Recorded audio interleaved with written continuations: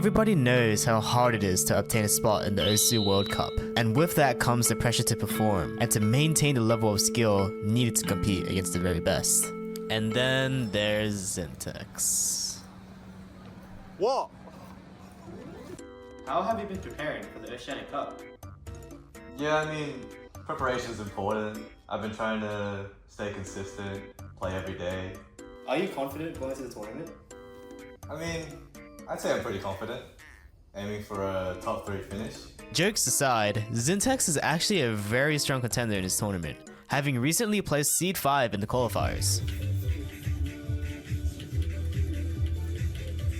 You got the right guy? Why didn't you play in OWC 2025? I had to focus on my final exams and studies, and even if I wanted to play, I think my parents would just gank me mid-match. What made you decide to compete again this year? I mean, I always wanted to compete. It was just, the only reason I didn't compete is because I couldn't. But whenever I can, I will compete. What's one thing you think people underestimate about you as a player? I think nowadays, I'm a lot more consistent. I mean, you'd see me back in OWC 2024, I'd have some of these good scores every now and then other days I'd drop like a 200k when I'd have a 600k local. But I think you won't be seeing any of that this year. It's just straight 500ks plus from here on out. Trust me, mark my words. Do you have any goals for OWC 2026? The most obvious one is win OWC, maybe get top 50, and just chill and enjoy the game, as I always have been. Good boy. Thank you. Yo, you can't. We asked Zyntex what other talents he has other than Osu, and he shared us this.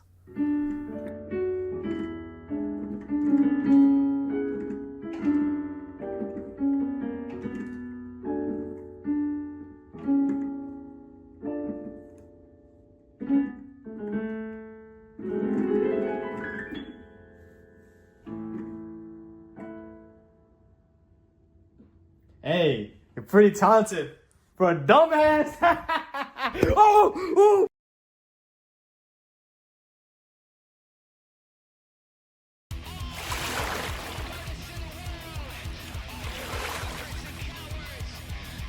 Hello everybody and welcome back to the Oceanic Cup. Today we are dealing with a finals matchup, Zyntex versus Saiyku.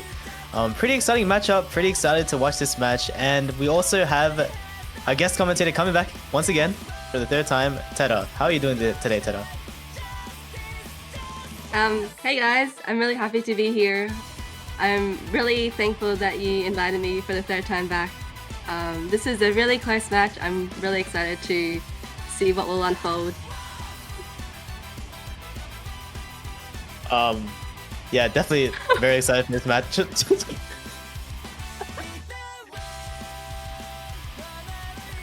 Definitely very excited today for this matchup.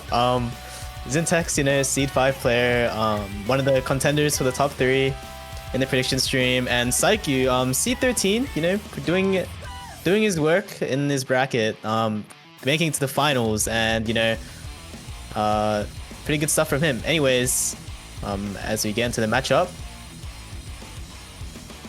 I think Zyntex is pretty favored in this matchup because Saiyku is not very good at hidden, and I think Zyntex overall just has more picks on the hidden and on the ult side. Well, I don't think there's many Floyan maps in the pool compared to last week, so yeah, I do think Zyntex is pretty favored, but Saiyku, not a bad shout. Very good player, you know, has proved it every the week, so yeah, just very excited to see this matchup.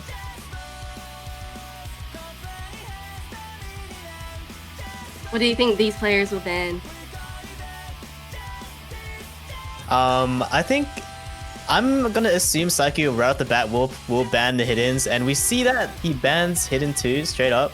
Zyntex probably gonna be banning flow aim. I mean, because Saiyku, you know, is the precision flow aim guy, probably, if not one of the best flow aim players in the world. So probably would assume no more the hard of 3 bans here from Zyntex, while I'm assuming Saiyku probably bans another hidden.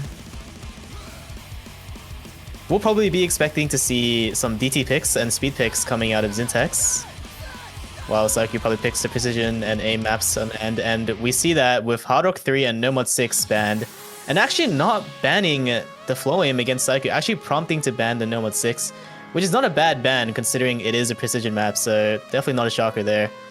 But leaving up that No Mod 2 against Saiyku, definitely very, very scary.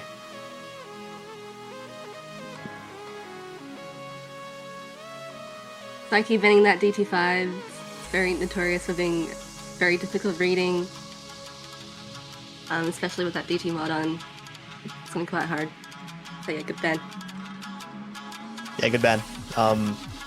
DT5, you know, just very, very strong reading and memorization, so definitely not a shocker of a ban. I'm assuming he did not want to do all that to practice the map, so definitely don't blame him for that. So that does mean he's leaving 3 hiddens up, so we'll have to see, hope he's more practice for this. And we go straight into the DT3 pick from Zyntex, and once again, you know, definitely not a shocker pick from Zyntex, as he is probably one of the best DT players in the country, so yeah, very good.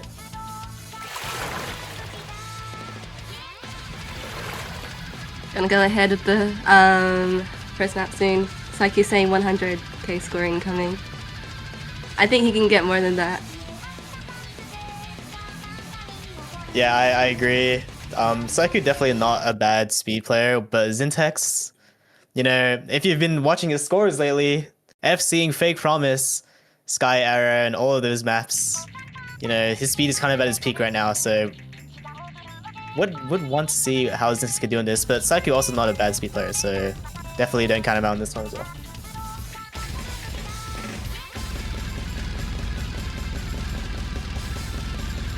Already early on in the map, we can see there is a very obvious sort of comfort advantage here.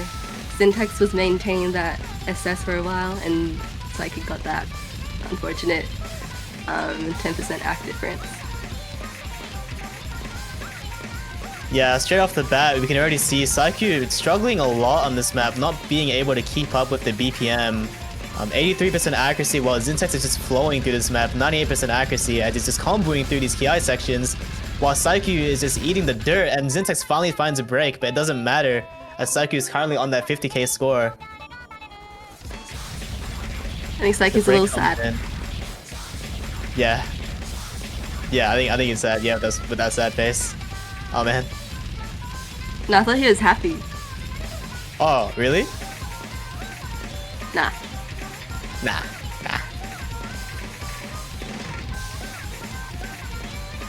Yo, I think he's about to get 100k. I think he'll hit 100k.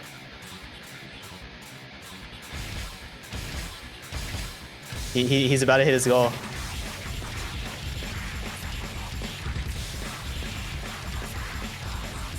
But yeah. Oh, he hits it.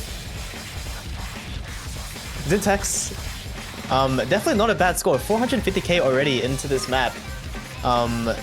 You know, some very good stuff from Zyntex here. I'm just gonna say this is 9.3 stars, so very good performance from Zyntex. 96% accuracy on this is definitely not bad at all. Saiyku, unfortunately, just getting speed gapped with the 120k. But what can you do against Zyntex? 380k difference. Pretty good from Zyntex. You're starting out strong with a very convincing first point from Zyntex. What do you think Saiyku will pick next? I would like to assume Saiyku is probably gonna pick No Mod 2, considering No Mod 2 is a flowing map, so we're probably be seeing that No Mod 2. But I wouldn't be surprised if he also picks one of the Hard Rocks, and we see that he picks Hard Rock 4, the tech map against Zyntex. Would you say that's a bit surprising, given Zintex's strengths kind of lie in the hard rock department? Yeah, it's definitely an interesting pick, considering you would expect Saiyku to pick more aim and flow aim, right? But he goes for the hard rock tech map, which Zyntex is very good at. He's very good at hard rock and tech, so definitely scary stuff from... Definitely scary on this pick. I would call it a gamble pick, but who knows? It's his pick. The players know more than us.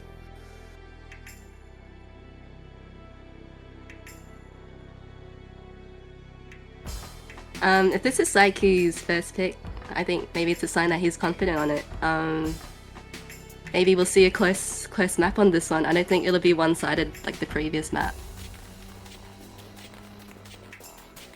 I definitely agree with that, and not only is it not one-sided, it's definitely just 50-50 overall. I mean, picking Hard Rock Tech into Zyntex is just scary. Like, if you watched the OWC in 2024, he would only be in for those tech maps and those Hard Rock free mods. So very serious stuff. But we see that early miss from Zyntex right before the Ki, and this is before the map gets proportionally difficult. So definitely not a good thing for Zyntex, but Saiyku trades and trade. Oh, but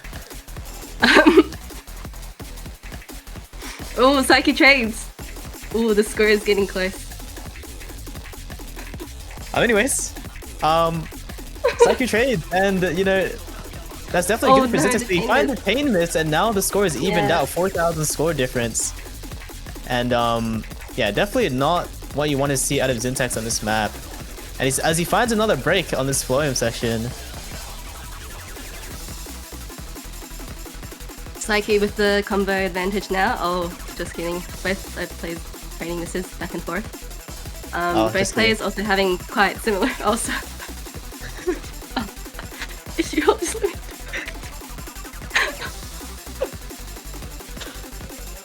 Yo, the trading misses right now. Saiyku with the 200 combo lead. Will he reach the break? He does. He reaches the break, and now both players.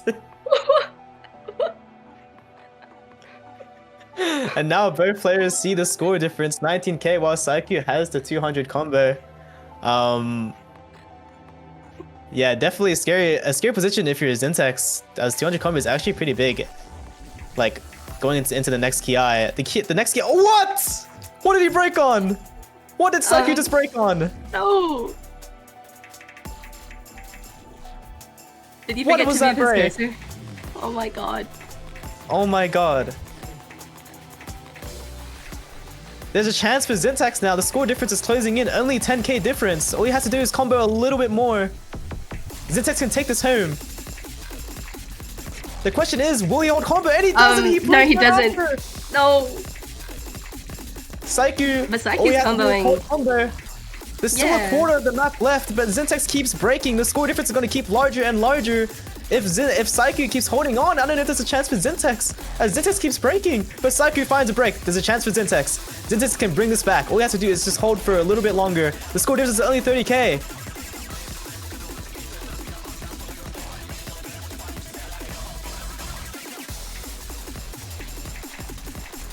Hello? Yeah, this is really close. Oh, hey. Hey. Oh no, Zyntex just missed. Oh no, Zyntex. Oh no. Zyntex breaks, and that might confirm it, as there is not much map left in the pocket. But as Saiyku finds another break, but it just doesn't even matter. 37k difference. In the pocket. Yo.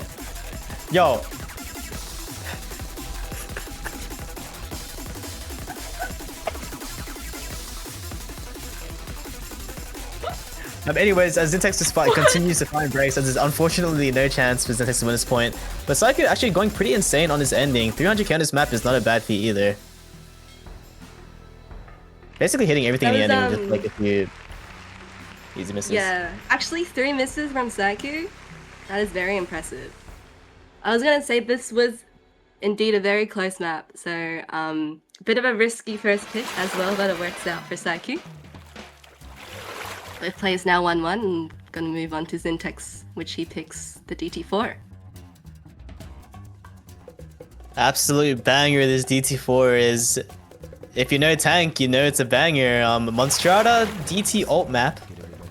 Pretty old. I think a few years old now.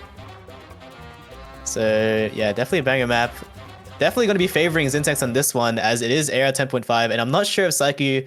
I'm pretty sure Saiyku is actually reading gapped on 10.3 plus, so definitely gonna side with Zyntex on this map. Yeah, that intro is rough. Yeah. Oh. Yeah. Yeah, I agree. Oh, that's great.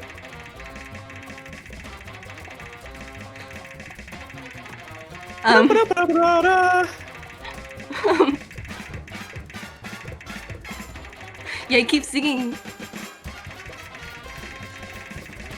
Yo, this is a banger. This is an absolute banger. Hello?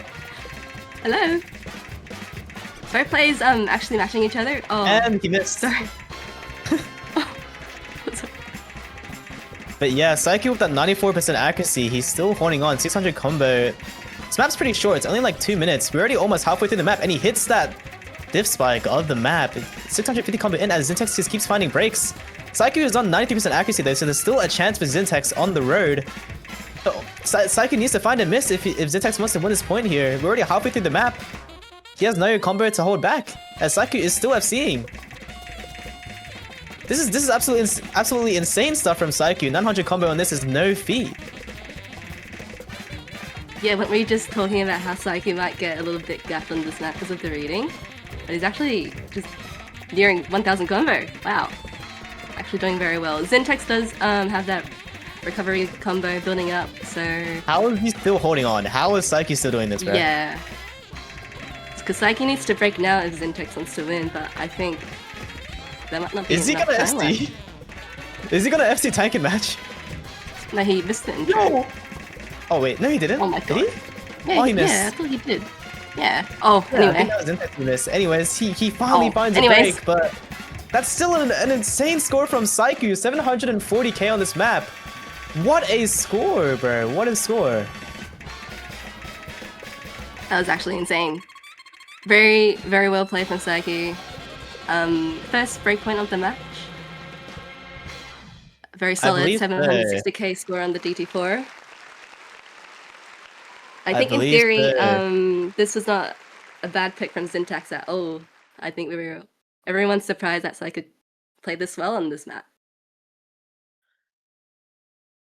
Yeah, 100%. 762k from Saiyku. Who would have expected that? Just 1,300 combo. Like, I would assume he would have reading difficulties on this, and I believe so even because of that 93% accuracy, but he would have expected him to get 1.3k combo. That's just insane. And as we were talking about with the Florian picks, he picks straight into the No More 2.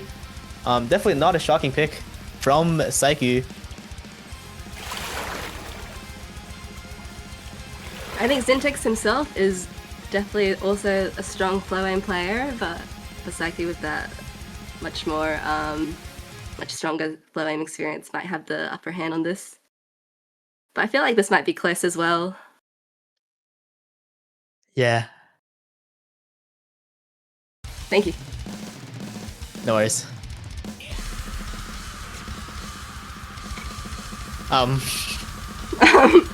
Hello, say something! Zyntex finds a chain in the intro, but it's not gonna matter too. It's not gonna matter too Yeah. much as it is a 4-minute map, but yeah, as we were Yeah. talking, Saiyku, very scary flowing player to go against. So would definitely be shaking in my boots right now if I were playing in Zintex's shoes against Saiyku on Yeah. flowing. Why are you mocking me?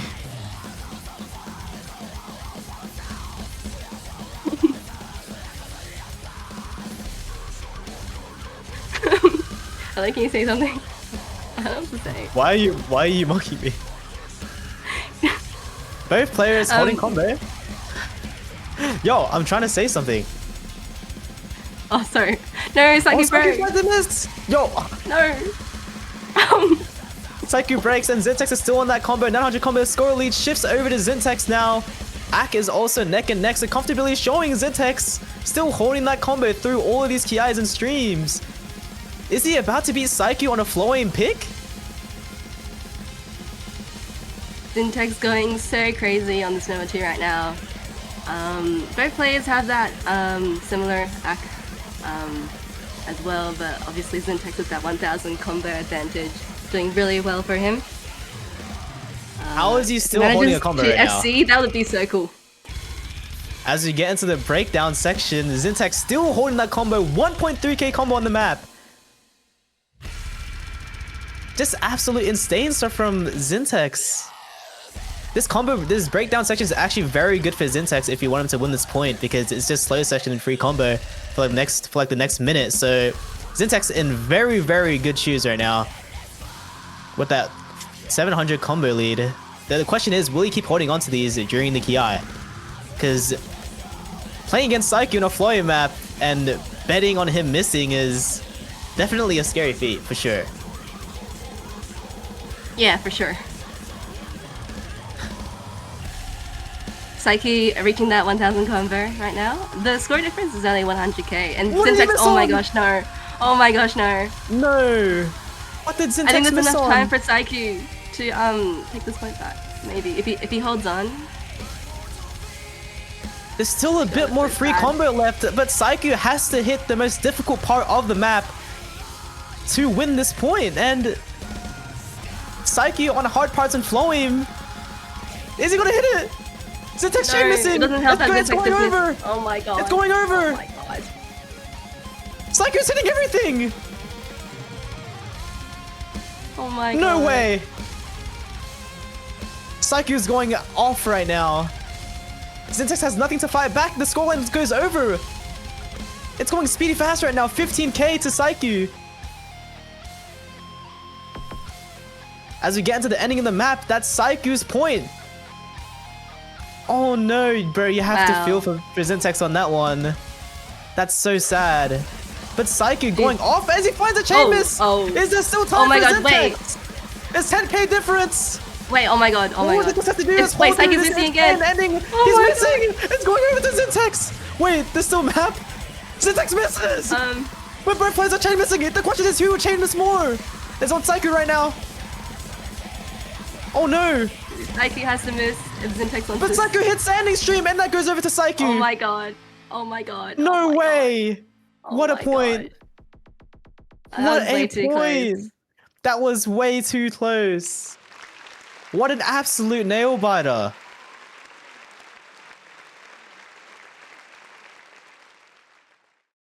Wow, very close map. My Wow. keycap broke and flew off the... And apparently Saiku's keycap broke mid-map, and he still did that on the most difficult section of the map? What? What? What? It's very crazy recovery from Saiyku there. It was quite sad that Zyntex literally just missed on air. Yeah. That's heartbreaking for Zyntex. So heartbreaking, bro.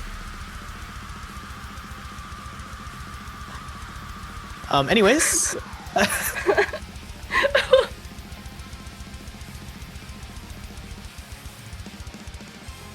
But Saiyku, as Saiyku absolutely beast of a score. I mean, 500k with your keycap falling off mid-map. Definitely insane stuff from Saiyku. As the score lead is actually 1-3. I think most people would have expected Zyntex to win this map, but Saiyku is just popping the absolute heck off right now. So, yeah, definitely very good stuff from Saiyku. Yeah, Saiyku popping the heck off right now. Zyntex moving forward with that hidden 3 pick. I think this one might be maybe more one-sided to Zintex's side than other maps, only because Saiyku isn't maybe too strong in the hidden reading. It's Saiyku already saying that he's gonna drop 100k on this. We'll find out. We'll find out. We'll find out. You know, could be bluffing. But yeah, very good pick from Zyntex actually, just picking that hidden into Saiyku. Already showing act difficulties from Saiyku, 82% accuracy starting off the map. You know, this map is actually very rough with the density and tapping. As you can already see, 270 BPM ult density, and like you see that miss from Saiyku almost instantly while Zyntex is in the lead with 30k. You can kind of already see the struggles with Saiyku on the hidden reading. You can obviously see Zyntex being quite comfortable on this sort of difficult map, given his act is pretty high. Oh, he missed. But that's okay. I think with the act advantage...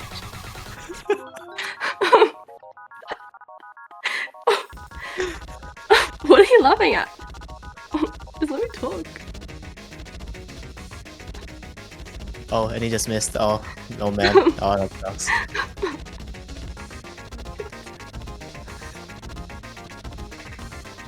But as we get into the BPM speed up section, both players actually still holding on, but Saiyku going to be finding that break on that starter section. Not going to matter too much as Zyntex does trade that miss, but Saiyku still has a chance in this. He's definitely not getting only 100k on this. As I say that, Yeah, they in just keep fact, he's trading actually quickly. gotten over 100k.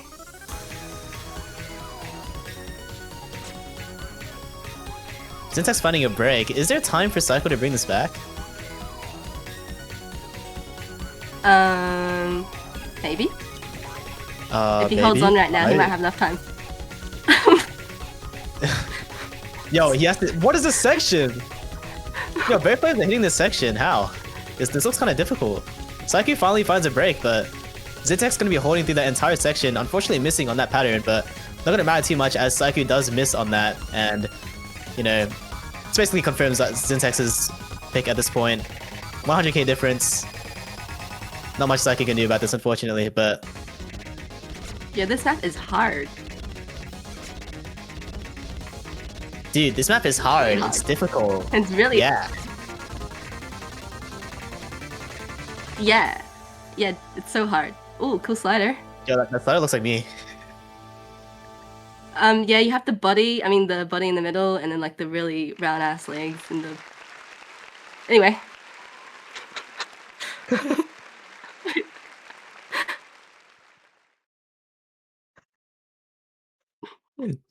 Yo, why is everyone question marking in the chat, bro? You're chilling me, bro. It's okay to have like a slider symbol of yourself.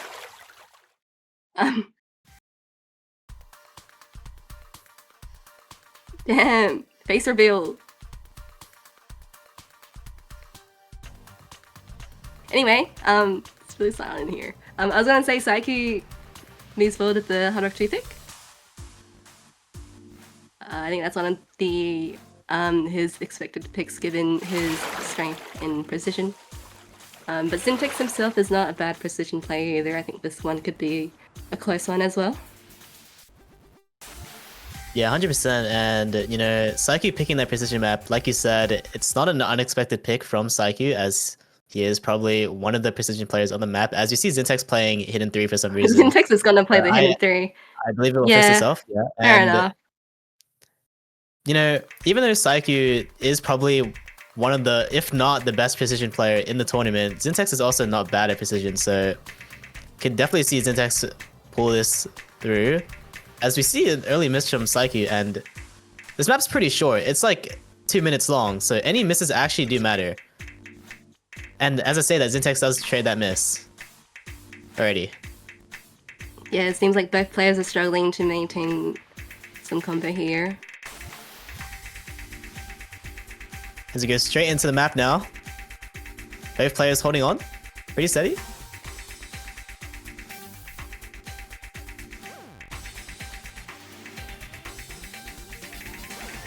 There's no like, well, I was gonna say there's like, you know, similar acts, similar combos, no like real advantage here, but Saiyku did just chain miss that pattern.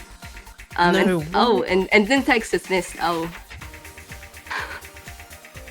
Anyways, I was gonna say, Zyntex actually hit that entire Ki, which is actually pretty impressive, like, but unfortunately, he's gonna be missing on absolute air and during the slow section. And Saiyku currently with the combo lead, but the act difference does mean a lot. That's a 2% act difference, so gonna be still in Zintex's favor, but that miss is not gonna do any favors. Nice, Saiyku trades it. Saiyku trades it, but Zyntex does find a chain miss. The score lead now at 10k. This might be another nail biter. Yeah, this is a close one. The next Every miss player- determines it all. But Oh. Zyntex is going to be the first to find that miss, and it's going to go over to Saiyku, I believe. Unless Saiyku finds another break. Saiyku has to break now, and he does, but Zyntex breaks. Right! It's Oh a my it's God. again, it's 1,000 Oh my score God. difference! Saiyku finds a break on nothing! Is that it? No way. I think that might be Zentex's point. That's it! Oh, both players hit that, thank goodness. An absolute nail biter once again that could have easily went over to either side. Saiyku, unfortunately, with the really sad misses, but solid scores from both players. Just wow. Wow. Just wow. Wow, what a map. Wow. Wow, that was mind-blowing. Wow. Wow, that was mind blowing. Wow, I'm gonna mock whatever my commentator says. Wow. Wow, Tex. Wow, cute. Yo.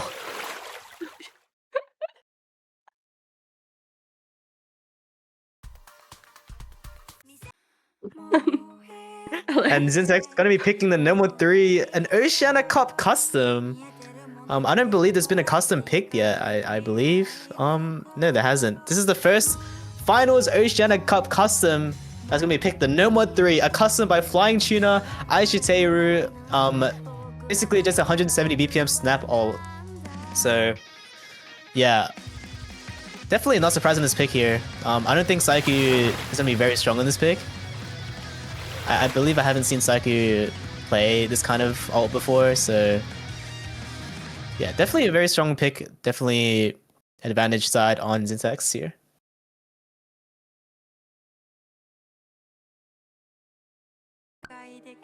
Yeah, Zyntex being the player with the stronger ult skill set. I think this is a very good pick from him.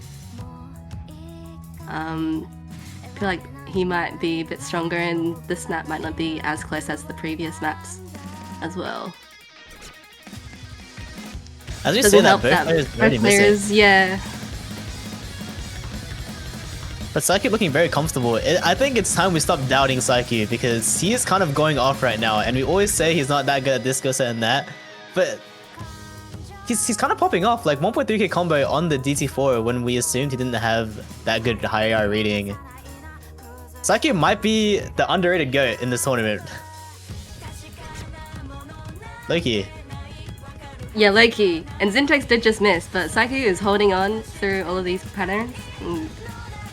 He's anyone hit not going this to be pattern? breaking anytime soon, and he hits that. Both players hitting that pattern. As we get into the first Ki now, this Ki isn't very difficult, so I don't think we should be seeing any misses on this section, I believe. But yeah, this map is a nail biter. Just many Ki choke points you will see throughout the map. Just absolute combo destroyers, unfortunately. As we get into the next slow section of the map. Saiyku holding a pretty good combo, 550 combo. So Saiyku gonna be in the lead for this one, 50k. Zyntex will have to pray for Saiyku to miss if he wants this point.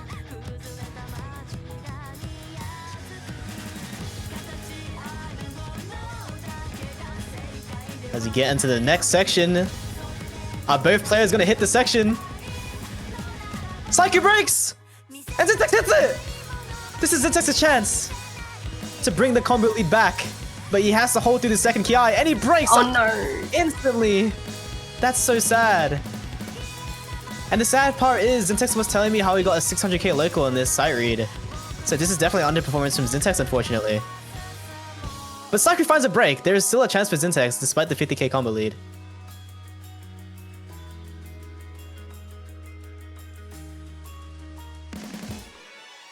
The score difference is only Yeah. 50k right now. Oh, it That's a doesn't help shame that this is it's the- like this game No. misses everywhere. Oh my gosh. No. Oh no. Like he just traded the miss, but there is a 2% act difference right now. This might not be enough for Zyntex to take the point. Yeah, unless Saiyku finds an absolute chain miss, but Oh, no. Zyntex gonna be the one to chain missing, unfortunately. yeah, unfortunately, I don't think there's any room left for Zyntex to take this point. I mean, there's not much of the map left, and as Zyntex just keeps finding chain misses, unfortunately, this is just gonna go over to Saiyku. Another break point.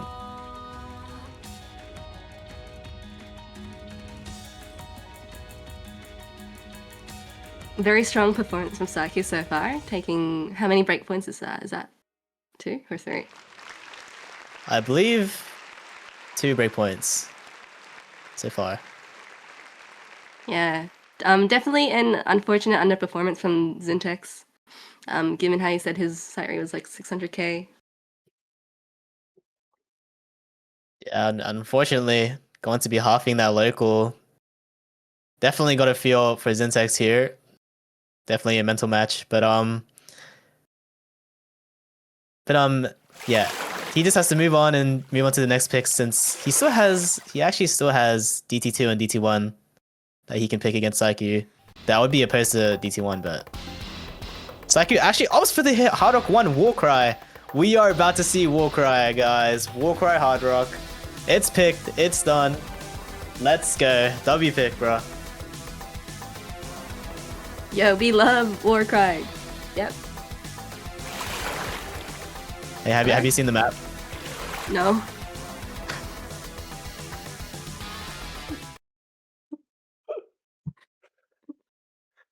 Lord of God. Lord of God.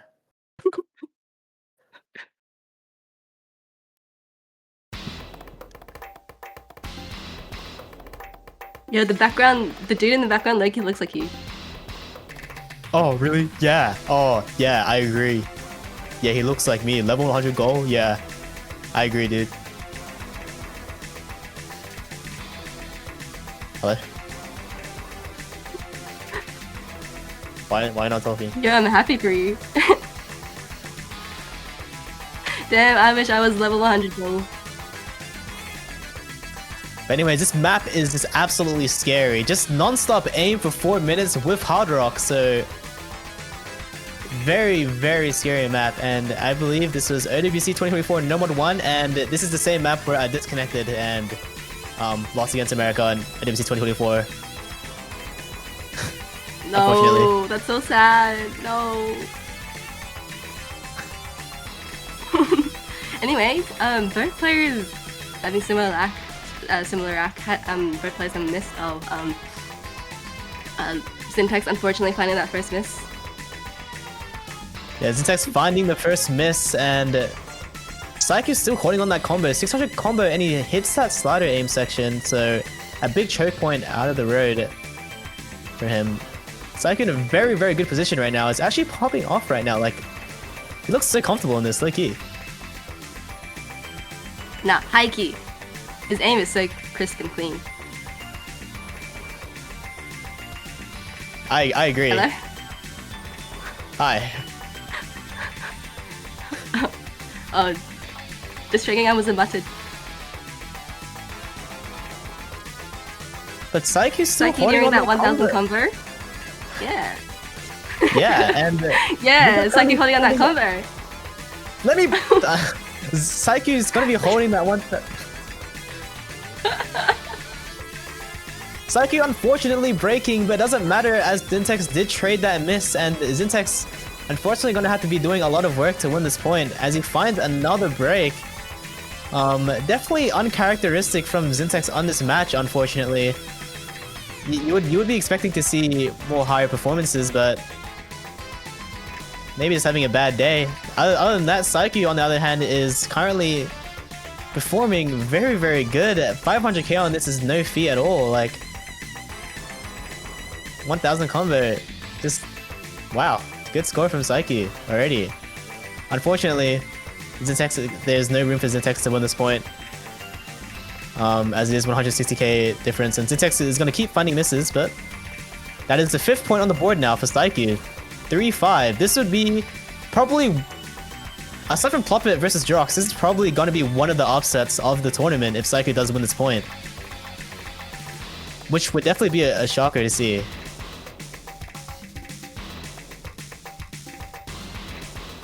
Yeah, is he gonna get 600k on this? Oh.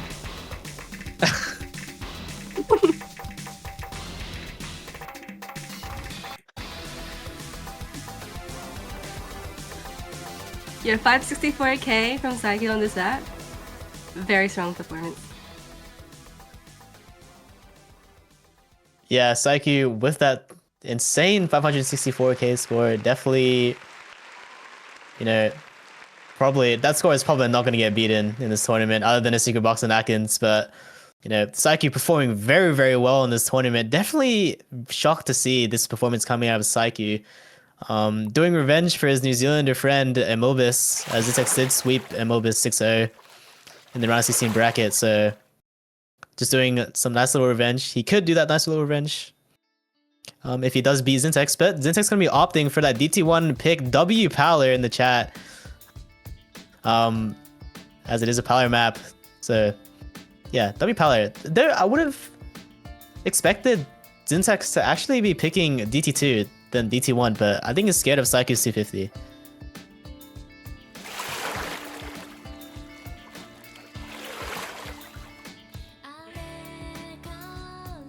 Do you think this map will be close between those players? Yeah, I think it would be quite close. This is actually a very scary pick. Picking aim against Saiyku is like, it's pretty scary. Like, since Saiyku is so consistent on any type of aim, basically. So definitely a very scary pick, but I can see this going either way.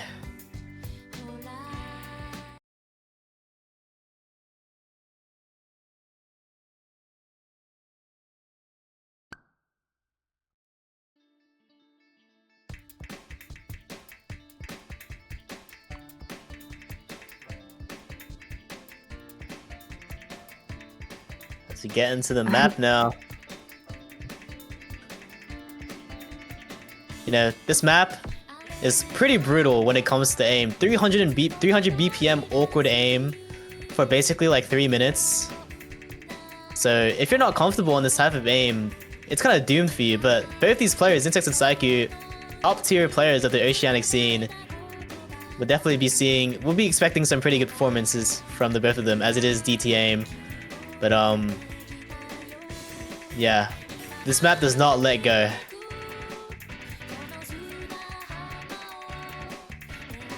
The players holding on to the combo, doing very well, and Zyntex having that 3% ACK. And Saiyku does find the first miss. The score lead will move to Zintex's side here, especially with that ACK advantage helping him a lot here. It does suck. He trades the miss, unfortunately. Both players having that combo reset. But the initial combo advantage on Zyntex earlier does help him find that 50k score difference at the moment. Yeah, and you look at that ACK difference, 4% ACK difference, and now even 5% ACK difference from Saiyku is not going to be helping him at all. So Zyntex with that extreme ACK lead here already, gonna be doing him numbers, for sure. As we move past the first Ki, and Zyntex finding a break on the slow section is definitely gonna help him, but Saiyku does trade it in the slow section. Why are we're seeing many misses in the slow section? This is quite crazy. But as we move into the second Ki now, will we see a combo hold and any breaks is the question.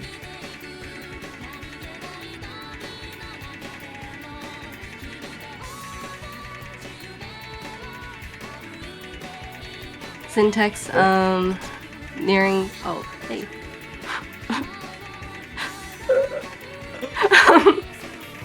Yeah, what I want to say. On to a pretty good combo as Zyntex does find a break. So Saiyku in the lead now, but it's still going over to Zyntex because that ACK lead is just not helping Saiyku at all, unfortunately.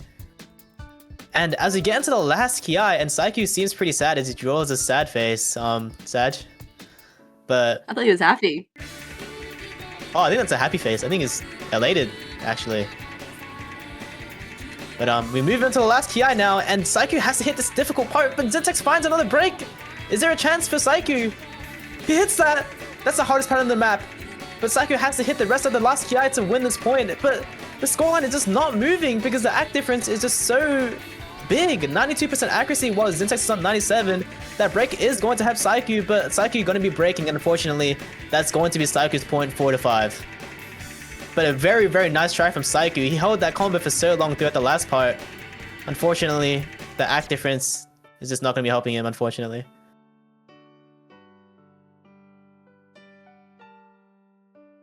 Very strong pick from Zyntex there. We were saying before it might be a bit scary to pick into Saiyku, given that this is like an aim map. I bet maybe he was just like banking on the ring to be on the harder side for him. The active just too much. What can do? And Saiyku will go ahead with another aim pick. I think the number 1. This is another custom, I believe. Is this right? Yes, it's a finals number 1 custom. This absolute banger of a song, custom by App and Chen-Lia. Chen-Lia not very known mapper, but definitely an underrated underground mapper.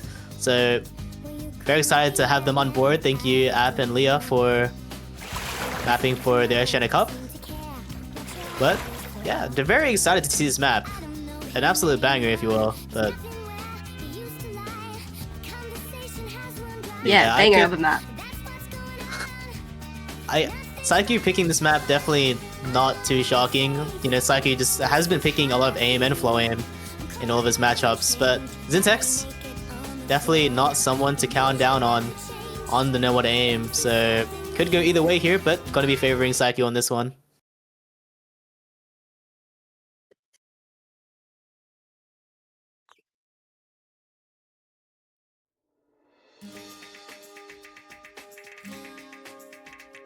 As we move on to the map now. This map actually has a pretty long slow section for like the first 30 seconds, so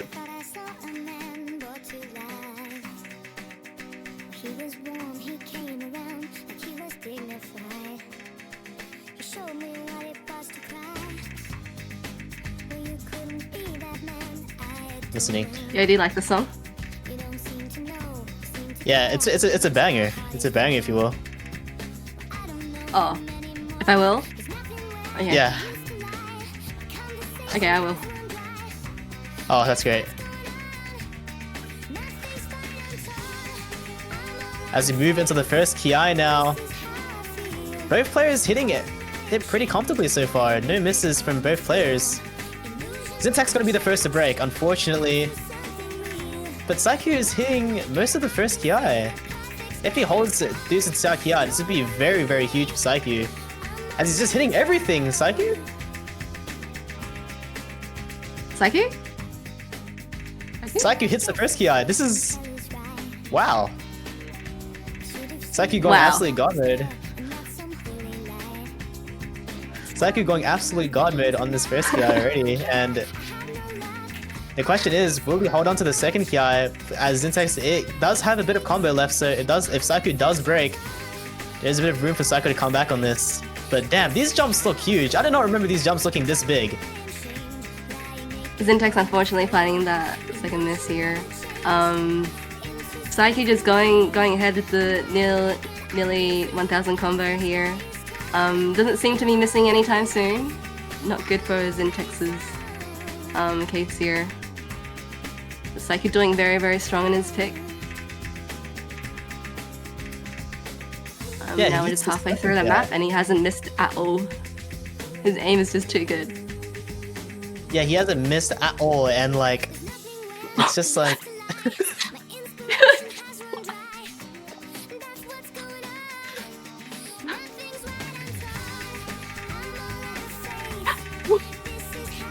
How is he hitting everything right now, bro? 500k in? Is he going to FC or finals number 1? I mean, just look at this map. It's just full screen jumps for 3 minutes.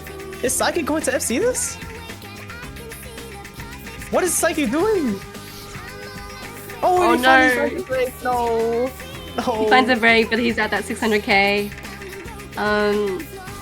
Like a near 300k score deficit. I think Saiku's got this point very convincingly.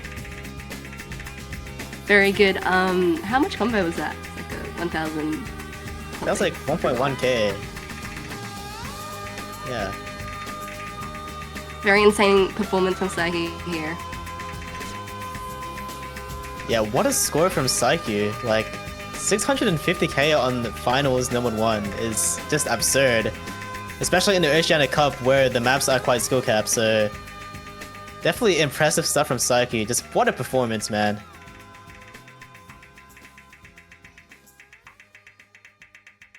I think Saiki has been setting insane scores on almost every map in this match so far. I think he's playing like so well, and he's only 1 point away from winning this match.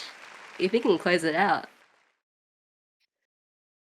Yeah, That'd be pretty Saiyku cool. definitely has the door open to close this match out, as he has confirmed tiebreaker. So even if he does choke the last two maps, he's confirmed tiebreaker. So Saiyku going to be in a pretty comfortable spot in this matchup, as Zyntex will have to strategize his pick here, as it hit. Oh,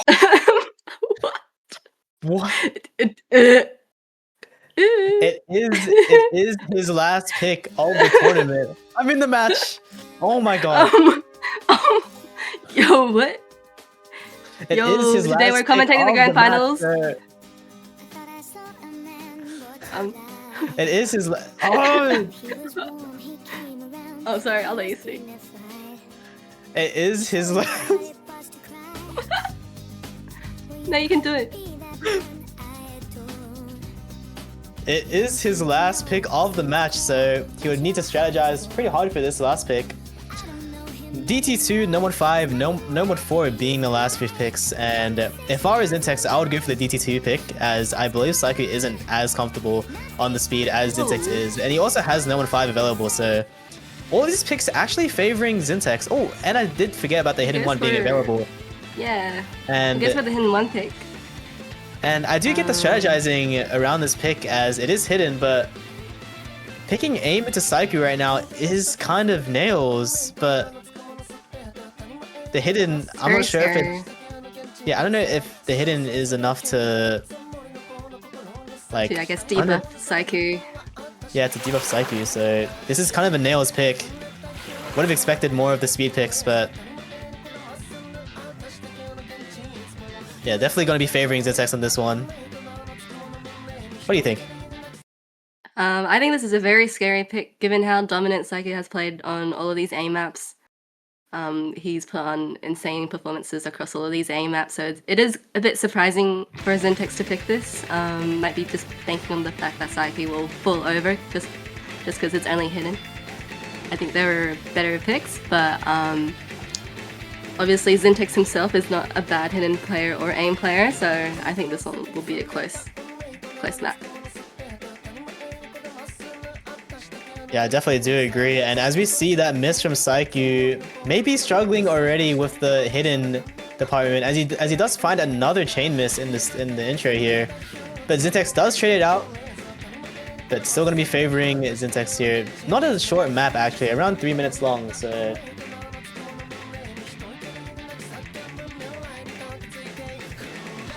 as we now get into the first Ki, the first hard part of the map, are both players gonna hit this?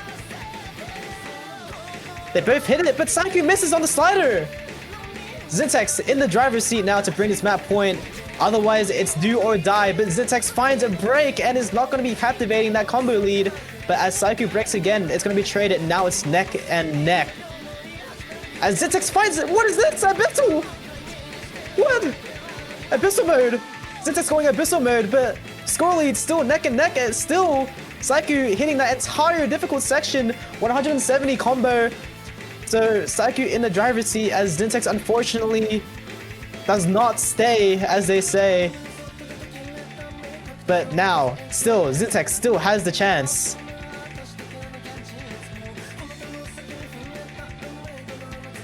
Yeah, we're going halfway into the map right now. Doesn't help that Zyntex finds a miss there. Saiyku with that 300 combo score lead. Gradually building up that score lead to his side now. Yeah, unfortunately, the slow section is not going to be doing Zyntex any favors, as Zyntex finds another break on the slow section, but Saiyku trades it out. So there's still a chance for Zyntex to bring this back, but he has to hold a combo through the slow section. He has to, otherwise he could be eliminated from the Oceanic Cup bracket. He has to do this, otherwise it's game over. As this Saiyku finds another break, as Zyntex keeps holding, and Saiyku finds more breaks. The score lead is going right over back to Zyntex now. Zyntex has to hold through this entire section, otherwise it's do or die. As he hits the entire section, now going over to the big squares, will either player hit it? Will Zyntex hit it? Saiyku missed. Zyntex finds a miss. Saiyku also missed. misses. Now it's neck and neck, 10k difference. Zyntex gonna be finding another break, but Saiyku trades it. You can't be missing like this right now. It's 1,000 score difference. It's 4-digit difference. Is that it? Is Zyntex eliminated? No way.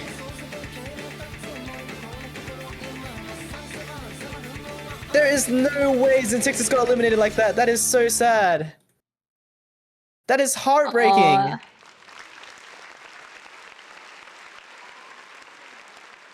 GG's to both players. A very close map to end this on.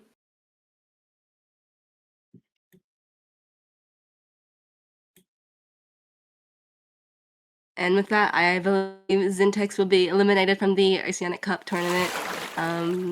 Do you know who Saiyku will be moving on to verse next? Yes, Saiyku, unfortunately.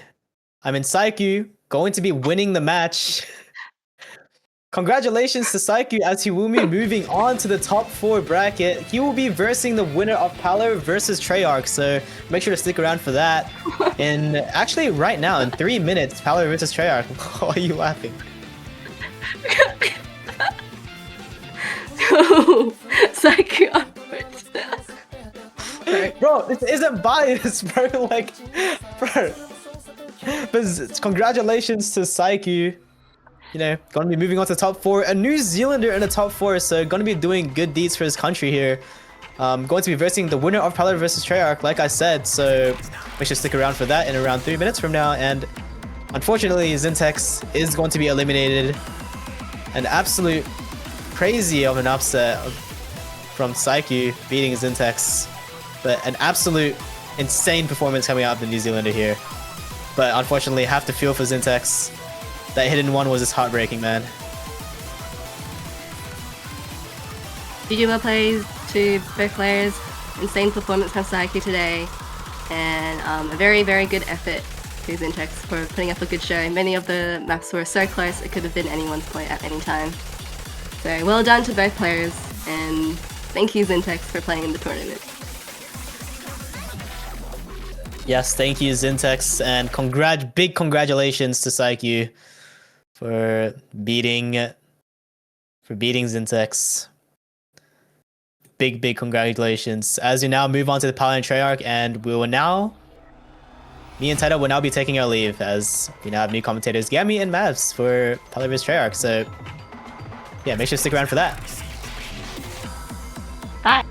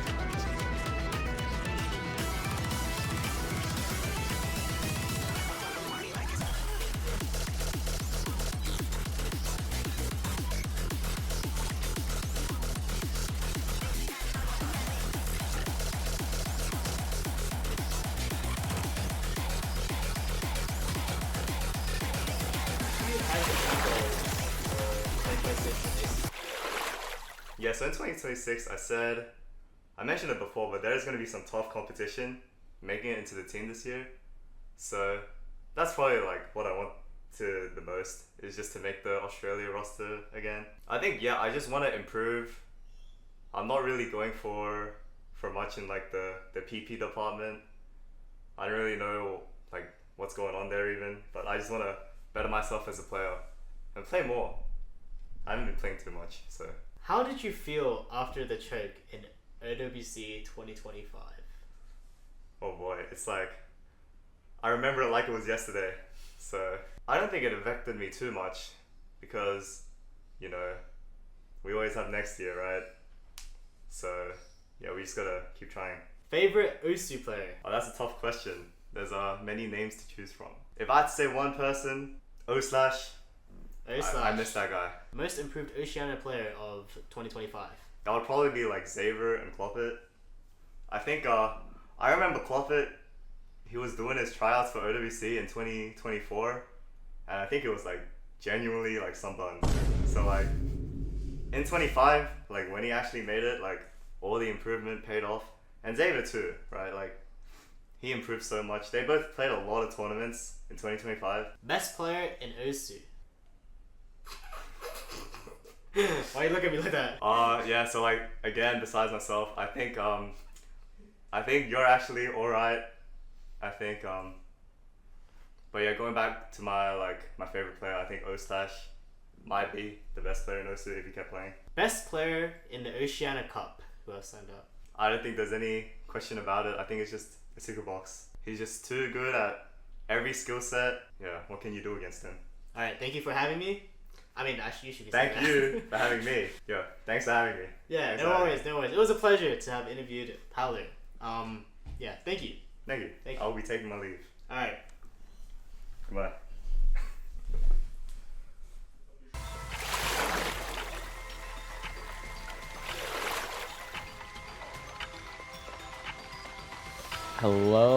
Hello, ladies and gentlemen, welcome back to the Oceanic Cup.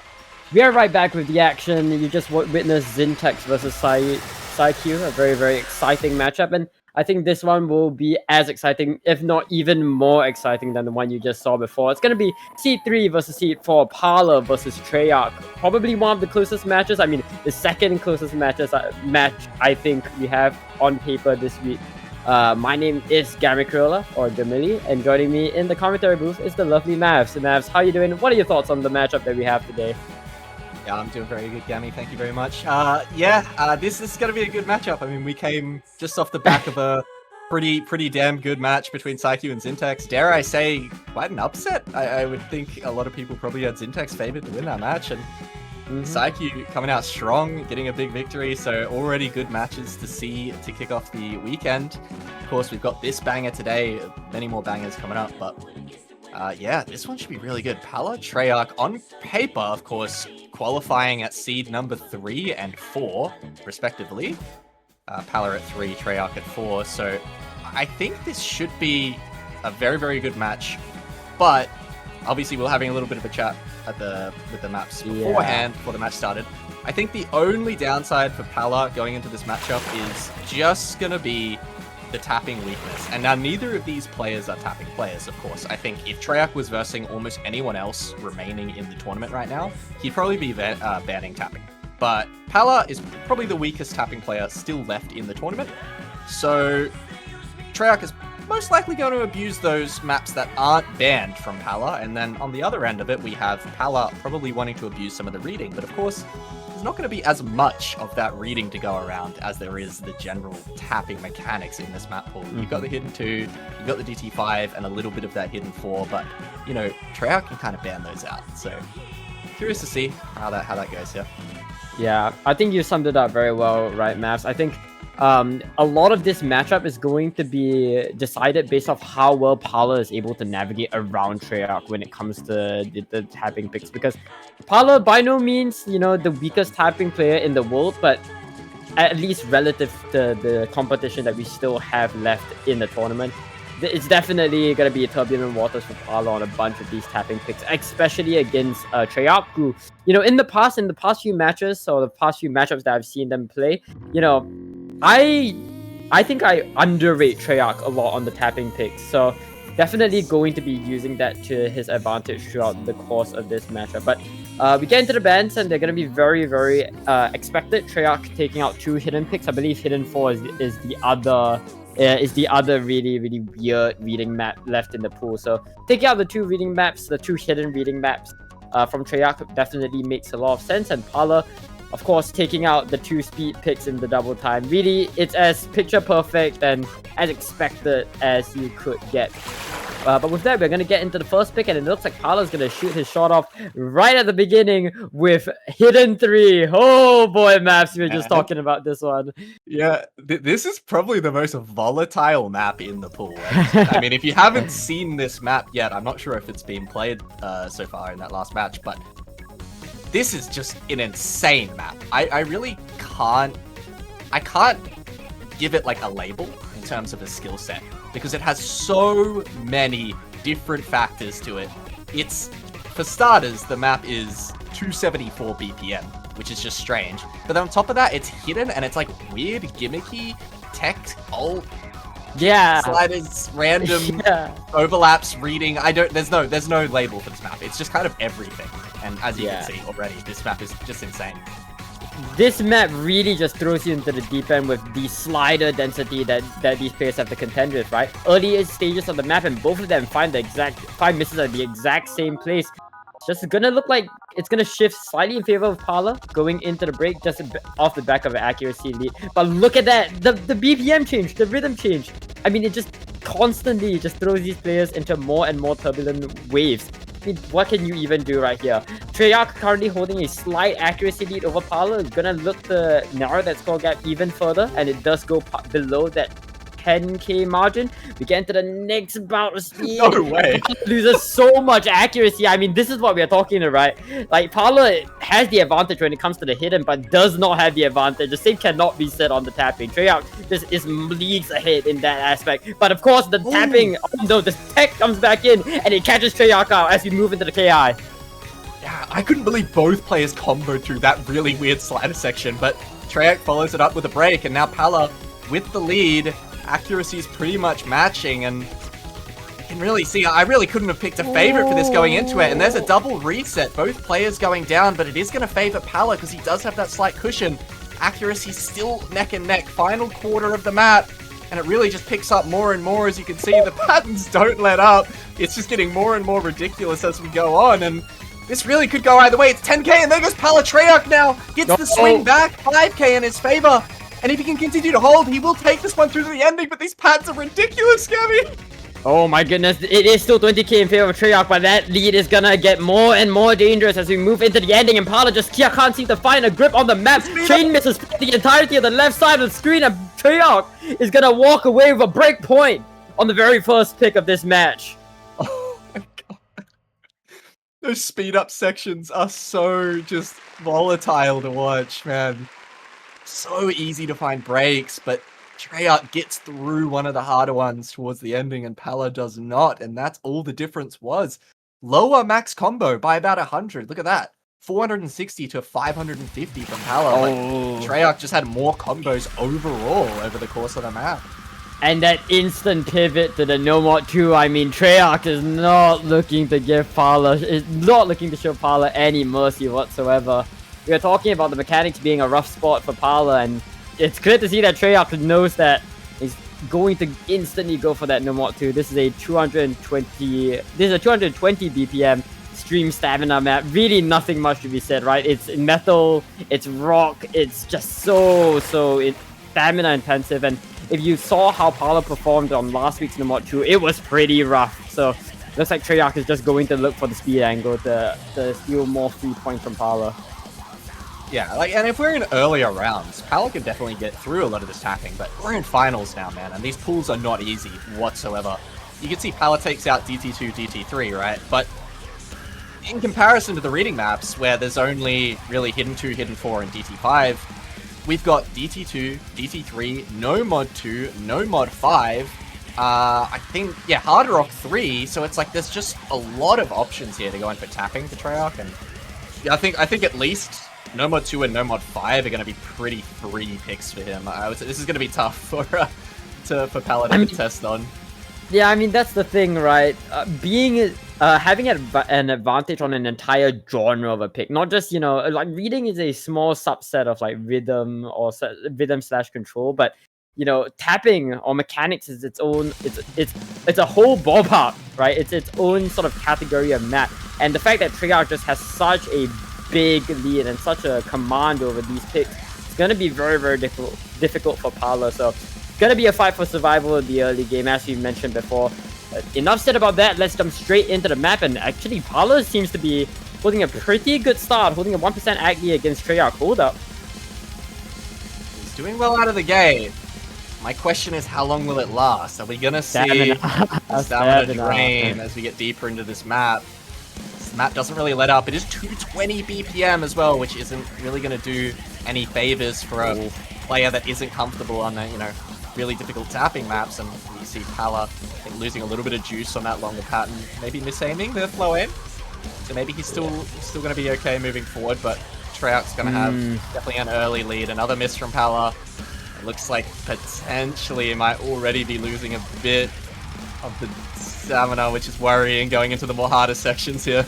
I mean, I don't necessarily think Parla is struggling because he doesn't have the stamina. The bursts definitely get a lot longer throughout the course of this map, but you can see that Parla is just unable to apply the 220 BPM here, right? The flow aim is one thing, but being comfortable on the BPM is what enables, you know, stream players to be confident on these very, very weird, awkward flowings, these incredibly spaced streams, and it just seems as though Parla does not have the comfort required to be able to apply it, right? Treyarch is just pulling up ahead with a whopping 1.2k score and 1.2k combo on the board, and a 97% accuracy to boot. It's really, really difficult to see any world where Parla takes this, but Treyarch does find a miss. That is a massive scoreline for him to make up, and nowhere near enough combo. Treyarch just like, I don't know what just happened to him. I know what happened, man. On those stacks. He just had a seizure or something. No, you know, it's like he was really, really locked in. He was in the flow state that when the map became too easy, it's just like boom, just boom. Yeah, a misread or an overtap or an undertap or something on those stacks just tanks all his ack and misses, but it doesn't really matter. Pala just doesn't have the comfort to get through this map at all. It just doesn't really matter what Treyarch, I think, does at this point. And it's unfortunate, you know, it's kind of what I figured going into this match was Pala's basically playing, I would say, behind just 2 points, just by default, because of no Mod 2 and no Mod 5. But we will see how he goes. I'm curious how he's going to do on that, on the Hard Rock 3, because lower BPM streams, so something I think Pala will be able to potentially contest on, but so far, the no Mod 2, obviously 220, bit too fast, I think. I mean, this is tough to play, man. This at 220 BPM is really hard. You can see here's the really difficult section of the map. The flow aim required in this section is no joke, man.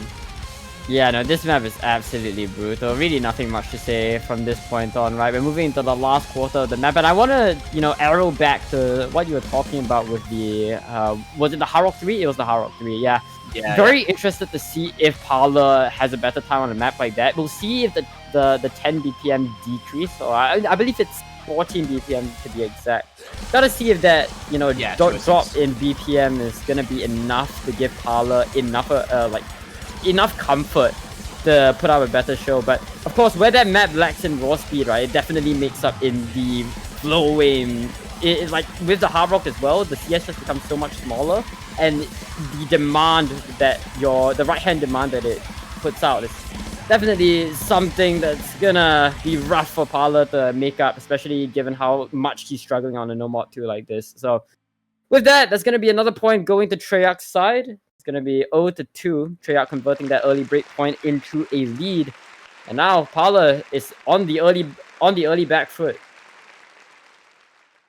Yeah, it's rough. He really did need to win his first pick, I'll be honest. So it's putting him in a bit of a tough position now where, I mean, he really needs to convert the next pick, that's for sure. Going down on this next pick here is, I mean, it's looking like it might go to a quick 4-0, which is not going to be ideal. But if you can get a point here on the board, then, you know, there's still a lot more room moving forward in this match once these tapping maps are out of the way. Mainly just this Nomod 5 I'm looking at is just the main kind of, it's the elephant in the room that's still remaining. But curious to see where Pala's going to go here. I am actually interested why, I mean, of course, Treyarch knows best, he's the player, but curious to know why he went for the hidden 4 ban over DT5, because that DT5, the reading required on that map is much higher than hidden 4, so hey, maybe Treyarch has potentially something. just the hidden comfort he wanted to take away from Pala, but I'm not too sure. Yeah, no, definitely. To talk a little bit about Pala's board state right here, right? I mean, every single point in the early game is going to be a fight for survival with Pala. As you mentioned before, Pala just cannot afford to lose many picks going into the early stages of this match because Treyarch just has instant 100% guarantee points on the board. So if Pala, you know, if Pala starts losing more and more picks, he's going to be set up very far behind, and it's going to be more and more difficult, not just from a picking standpoint as the picks begin to thin out, but from a mental standpoint as well. Pala needs to find some leg room. He needs to find some headway. And looks like he's gonna look to go to DT5 to do just that. As you're talking about before, right, Mavs? This DT5 is, I mean, it's no irony. Like, it's no irony plus DT. Like, come on. This is memory, right? I don't care what anyone says. This is memory, bro. Like, this map is cooked. Just for reference, like, I'm pretty sure it was the same difficulty I played. This map set has a lot of difficulties. I think this was the same diff I played in a tournament like years ago, and it was with no mod. It was with a no mod, and it was incredibly hard. So whether or not you think playing it with DT makes it easier or harder, maybe depends on the player. But regardless, this map, as you can see, it's unplayable on sight read. You have to practice the hell out of it. Cooking with this one. Like, I mean, I'm so used to seeing this map at a way lower BPM, right? I'm used to seeing this being played no more. So when it's just DT, I'm like, everything, like the circles might be flying faster, but okay, the circles are just flying faster. There are just more circles on screen for these players to hit at every single second. And we're getting into the first KI. Pala's already holding, you know, not being able to hold a consistent combo, but really nobody's expected to hold a consistent combo on a map like this. But for what it's worth, Pala might be struggling at 90% ag. Treyarch is struggling on a 63%. So definitely a GG go next angle. How are you meant to read that Ki? Like, those overlapping sliders literally cover up like the approach circles on like for the next notes. Like, if you don't memorize the pattern, I don't know how you're meant to get through it. Like, this map is like a blink and you'll miss it, right? It's like the circles just slip past your peripheral vision and whoops, you just found a miss. You're holding a combo now. Never mind. Like, what is this? Like what? like even on no mod, this map trips out a bunch of, you know, 5-digit, 4-digit players as well, especially people who aren't comfortable on reading. But on DT, like, oh my goodness, the poolers knew what they were doing here. The poolers knew what they were doing. Yeah, I mean, on the bright side, I thought because Treyarch left this open, he would, like, have practiced it a lot, but it seems like this was one that, since he only had 2 bans and there was, like, 3 reading-ish maps, he was like, I'm just gonna, like, give this one the power. It doesn't seem like Treyarch practiced it too much. I think he just wanted to maybe just give this one and just move on to the other maps, which is fair. I mean, he's got a couple free picks himself, so... According to the lovely stat lord, this was Maxi's. This was the work of Maxi, and of course it was Maxi. Freaking gimmick foolers, man. These gimmick foolers, man. They're just doing anything right now. We're going to the last sections of the map, and really, there's not much more to say. But I will say though, Pala taking the first point in this match, definitely what you wanted to see. would say that Hidden 3 was most definitely a more risky early pick from Pala. He just wanted to build into more of the RNG picks early on. You know, picks that didn't necessarily heavily favored him, but still leaned in his favor just a little bit. Of course, he lost that roll, but there was really no dice to be rolled here. Pala just had so much more comfort over Treyarch, and I don't think Treyarch wanted to play this map. No, I mean, if he had 3 bans, I sure as hell know what his 3rd ban would have been. Oh, really? Yeah. Oh, really? I don't care what anyone says, by the way. That's the hardest map in the pool. Like, that's ridiculous. I mean, There's coming just right no after this way. Hidden 3, man. Coming right after this Hidden 3, this pool is diabolical. Like, that map is just brutal. But yeah, back into it, number and 5, yeah, no more 5, yeah. I was about to break it down for the chat, but then I realized that no more 5 was still open. And yeah, Treyarch gonna shoot off with it.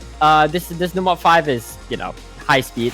250 BPM, I do believe that this map features a lot of, you know, high BPM bursts, a lot of very, very long streams. I believe the longest clocking in at around 30 notes.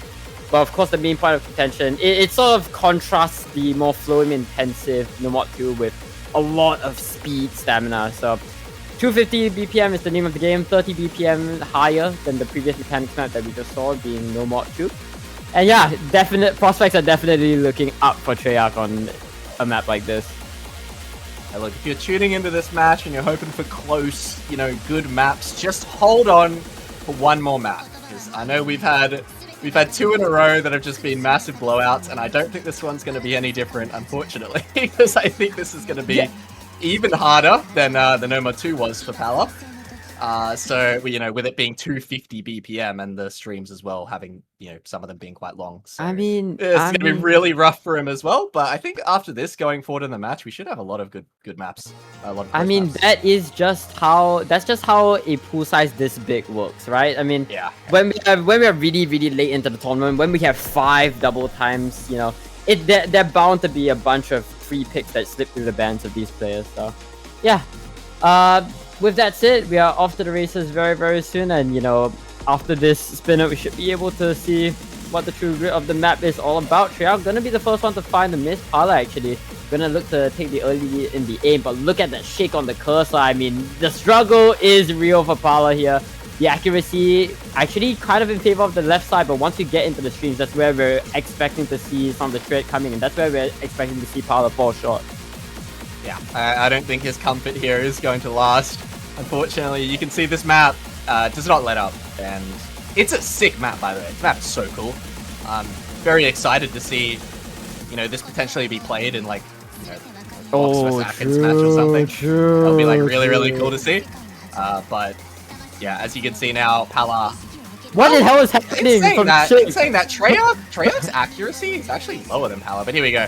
I think Pala now is starting to die a bit. Okay. Yeah, here he goes. Alright. I mean, this map perfectly encompasses what we were talking about, right? Treyarch isn't necessarily the best tapping player, but compared to a player like Treyarch who just cannot play tapping whatsoever, I mean, Pala makes Treyarch look good on a map like this. So yeah, we're going into the second third of the map, going closer and closer to the death streams, and Treyarch is just holding a 1k combo. How is he holding this combo, by the way? Are you seeing 91%? Yeah. What the hell? Okay, guys, it's just BT4 all over again. Just the quit W happening on the other side of the screen. Oh, that stream! Whoa! What is Treyarch doing? Wait! What? Wait, how did Treyarch hit that? Wasn't that was like 40 nodes at 250? And he's at 91%? And he just hit the whole thing? I don't know. Holy crap. That was crazy. Okay, this is actually an insane combo from Treyarch. I mean, Mavs, you and I are kind of just spectators on screen right here. Really nothing much to talk about, right? I mean, you could just, other than to marvel at what Treyarch is doing. It's like he's like threading water right now. He's like struggling to fight to stay afloat. And it's working! And it's working really, really well. Yeah, I mean... Whoa, are you seeing this shake? Are you seeing this shake? It's kind of insane for Treyarch. Man, I see him in the... This is insane from Treyarch, man. I mean, Pala's hitting all of this as well, which is really impressive. Treyarch finally misses. Pala's actually comboing this. With 76% accuracy, he's getting through this section. Props to him, but finally goes down. Yeah, I mean, like, what can you say? It's just a performance from Treyarch, man. For a guy who was in the Map Pool Showcase, like, Twitch chat, saying, like, guys, I'm not a tapping player either. And he just, like, pulls off, like, a 1500 combo on this map. All good, man. Yeah. Yeah, all good, man. I mean, the shake that's being generated from both of these players is most definitely because of how stamina intensive it is. You know, when the BPM gets clocked all the way to I mean, it's so difficult to hold a stable cursor. And as you move to the end of No Mod 5, that's going to be another point put on the board for Treyarch. All right, that's a good score. Wow, that's a really good score, man. It's a good score, but I mean, I just know it's gonna be outshadowed in the later matches as we see tapping powerhouses like Box and Atkins that you're talking about come in. But you know, for now, this is an incredible score, especially considering the context of Treyarch not being a favorite of tapping. Yeah, I mean, that's like, I wouldn't be surprised if like a really good tapping player like still doesn't even outscore Treyarch on that, just because his combo was so absurd. Like that combo was so good, man. If he had like better accuracy, like would have been like 750k. If he just 100%. Yeah, 100%. Yeah, really good score. Yeah, it's gonna be Paolo's pick next. And really, Mavs, this is where it gets difficult for Paolo. I could definitely see No Mod 6 still being an angle of attack for Paolo, but even that is a hyper precision map if I'm not mistaken, and I'm not too sure how good Paolo is about going into it. But when you pull back and look at it, there really isn't anything that Paolo can guarantee points on, in similar fashion to how Treyarch could guarantee points on both the tapping picks. And we are actually going to see a No Mod 2 pick from Paolo. This is weird. This is really weird for me because No Mod 1 is sort of one of those picks where you see in a later stage of a match where you're looking for a gamble, right? But here, Paolo is just looking to take the gamble. He's looking to take that aggressive fight into Treyarch so early on. Oh, the song, man. I'm gonna start crying. Why do we have to if you look at the source of this map, if you look at this map like on the OS website and you look at the source, it says YouTube. Hold up. What? What? Alright, this is a hater though. Now this song is a hater. This is so good. I don't know. Paolo loves his No Mod 1s, I think. Like, just from what I've seen him picking in his matches, kind of recently, kind of likes his No Mod 1s. He's pretty good at aim consistency, so yeah, we'll see. I mean, Treyarch's obviously going to be good on this too. Like, everyone in the tournament right now is going to be good on No Mod 1, but so obviously it could go either way. But I think Paolo likes these kind of maps. Yeah, and I actually do like this pick coming in from Paolo if you look at it from a strategic standpoint, right? Taking out the I know I talked about how the RNG pick at this stage of the match could be pretty questionable, but you know, you look at it from a flip side, the stakes are still relatively low here. I know he's a single breakpoint down, but it's better for Paolo to take a risky pick earlier on, where he can still, you know, make up for a potential loss on this pick later on in the match, rather than leave it to the late game and just have a loss on this map be incredibly crushing, right? And in addition to that, right, this No Mod 1 opens up the door for him to potentially go into a Havoc 1, DT 1, and Hidden 1. All the A maps become opened up if he's able to pull a hit on this one. We'll have to see if this No Mod 1 gambit works out for him. That's exactly what I was going to say as well, like what you just said. Because if he picks it too late in the match and he finds out, oh, aim would have been good for me, it's like, well, now it's too late. Yeah, but, you know, if he finds out it's good for him now, it's like, okay, well, now you've got options. But here we go. We get into the Ki, and you can see Treyarch finds a reset there. So that's the first break. Oh, that's another one. Hello, shredding. You can see hitting these cross screens, man. He knew what he was doing. I mean, the song doesn't really tell you. The song really doesn't indicate the intensity of the map, right? I mean, the song is so chill, and look at what these players have to deal with. Cross screen jumps constantly for about 3 minutes. Paolo going out of that first KI completely unscathed, running away and passing go with a 600 combo to his game, looking to generate more and more combo going into, you know, I'd say more calm section of the map, but still every point of this map is a point where you can find a miss, and Paolo finds just that as Treyarch now on the offensive, looking for the recovery, 300 combo and counting, going to the next KI. Yeah, next Ki. Now Treyarch with the combo. If he can get through this Ki, he's definitely going to pull this back. But no, finds a miss on that 4-corner jump section. I can't really blame him. But Pala building up a nice recovery and does find a break, but won't really matter too much. Treyarch doesn't have too much combo to go off, and Pala's got a nice 50k cushion. And this map looks like a nightmare for like mouse drift and pen grip, just general. I mean, like when do you stop? Like, listen, this is the calm section.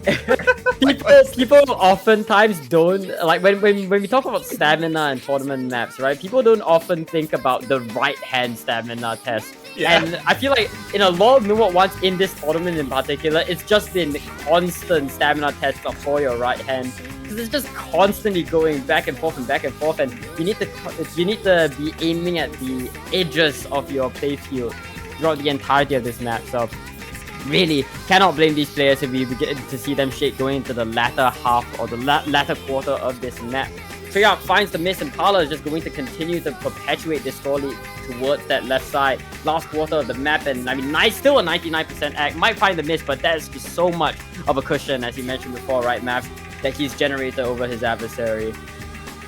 This is a good run from Pala, man. You gotta keep in mind, too, not only is it like that right-hand stamina and how consistently difficult this map is, just never stops, but this is awkward as well. It reminds me of like a loved map, like the way it plays. This is not conventional whatsoever. This is super like awkward. I mean, you need an unconventional map where you're testing constant cross screens, I feel. What a score from Pala, man. I mean, 99%?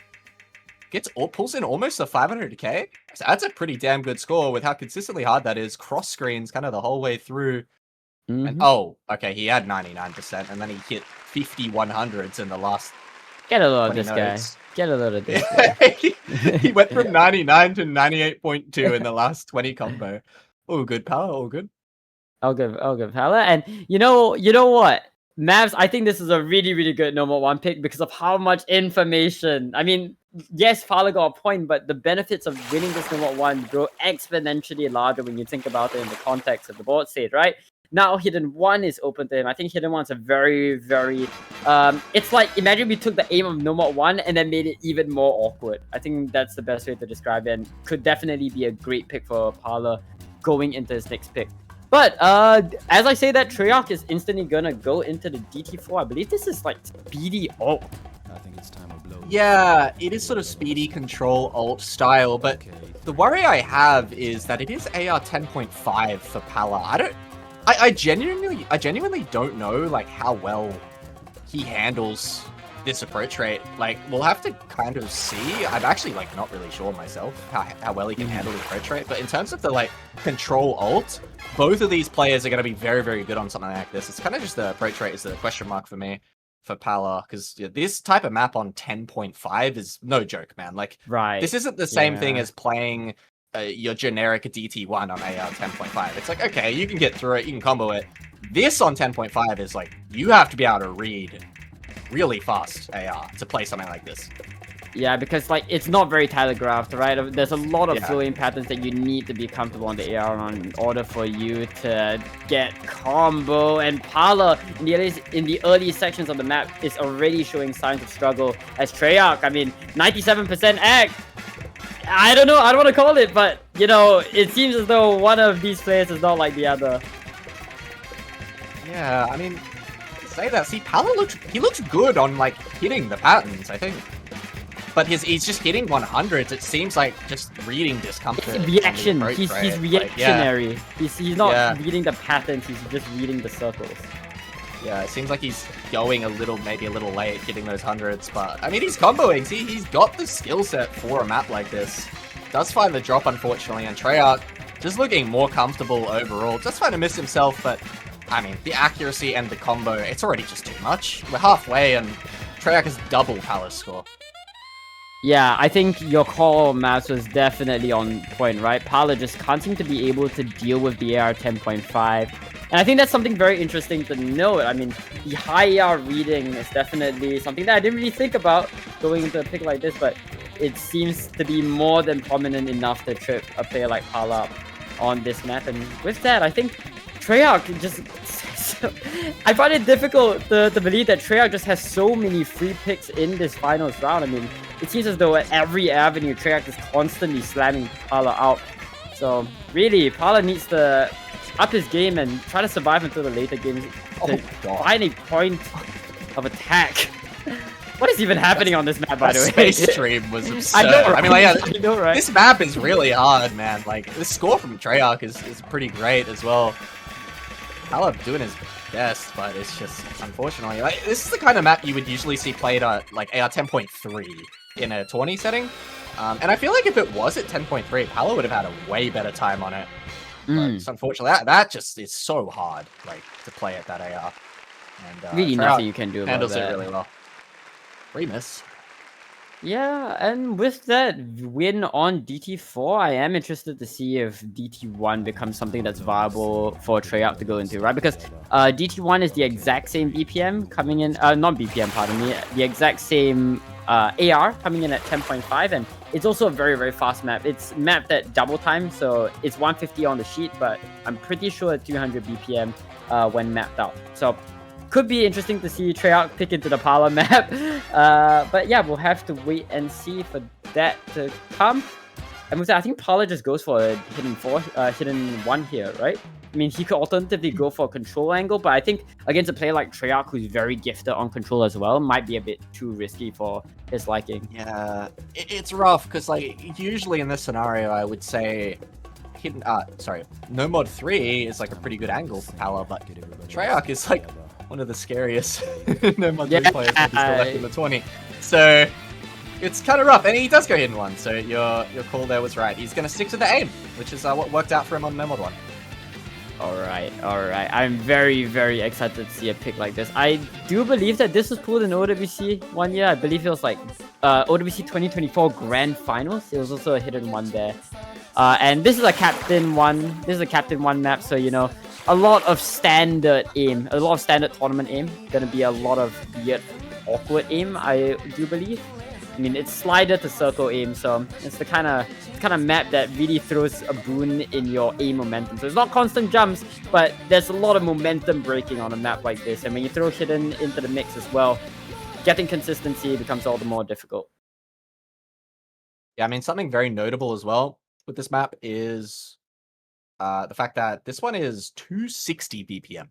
The No Mod 1 we just played was 220, which this is a 40 BPM increase, so there's a big step up on the BPM. Now, I don't think it's going to be anything that really catches either of the players too off guard. They both should be able to play this BPM on aim fairly comfortably.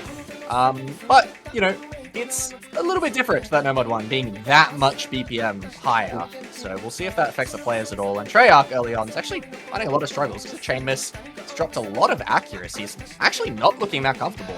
Oh, it's most definitely gonna be the hidden. I think that's stripping Treyarch up here, right? You see that cursor is on point. They most definitely would be able to play a map like this if it was a no mod, but that added uncertainty that hidden brings to the table is just not something that Treyarch seems to be very comfortable on. And meanwhile, look alive on the left side, 98% act, and still holding the FC going into the second half of the map. The Zane jumps come in, both players get caught out. Pala has generated a pretty sizable 54k lead, and we are seeing a repeat of that No Mod 1 scoreline once again. Some of these patterns just don't look hittable, man. We got those like Tengaku like left and right patterns there before the Ki. That was so sick.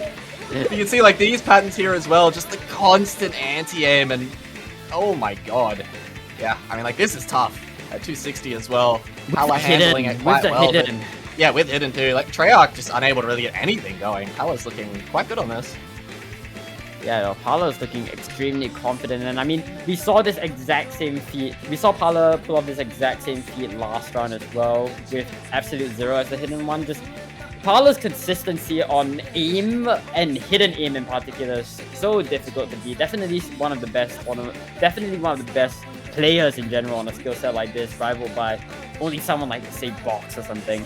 We're going into the last third of the map, and there's really nothing that Treyarch can do at this juncture, right? The scoreline is maintaining and hovering around that 100k mark, and it's only gonna continue to get sharper and sharper as Treyarch finds yet another miss on the board.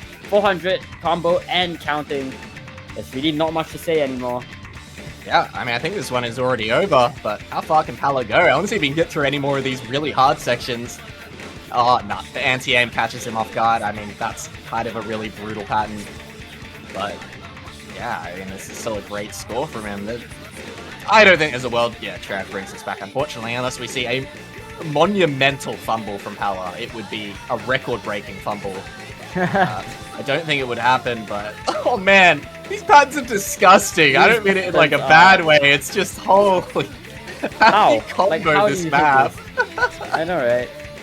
But yeah, I think Treyarch losing this pick actually really puts into context how great Treyarch's breakpoint or initial breakpoint on the hidden four was, right? I think we can arrow back onto the very first pick of this match where Pala tried to go for a hidden four, the again easy upper hand against Treyarch, and Treyarch was just able to completely flip that point on the hit and steal that breakpoint back. And seeing how uncomfortable Treyarch is on a raw hidden comfort test like this, it really puts into context how closely matched these players are, even on skill sets that seem very favored towards one side.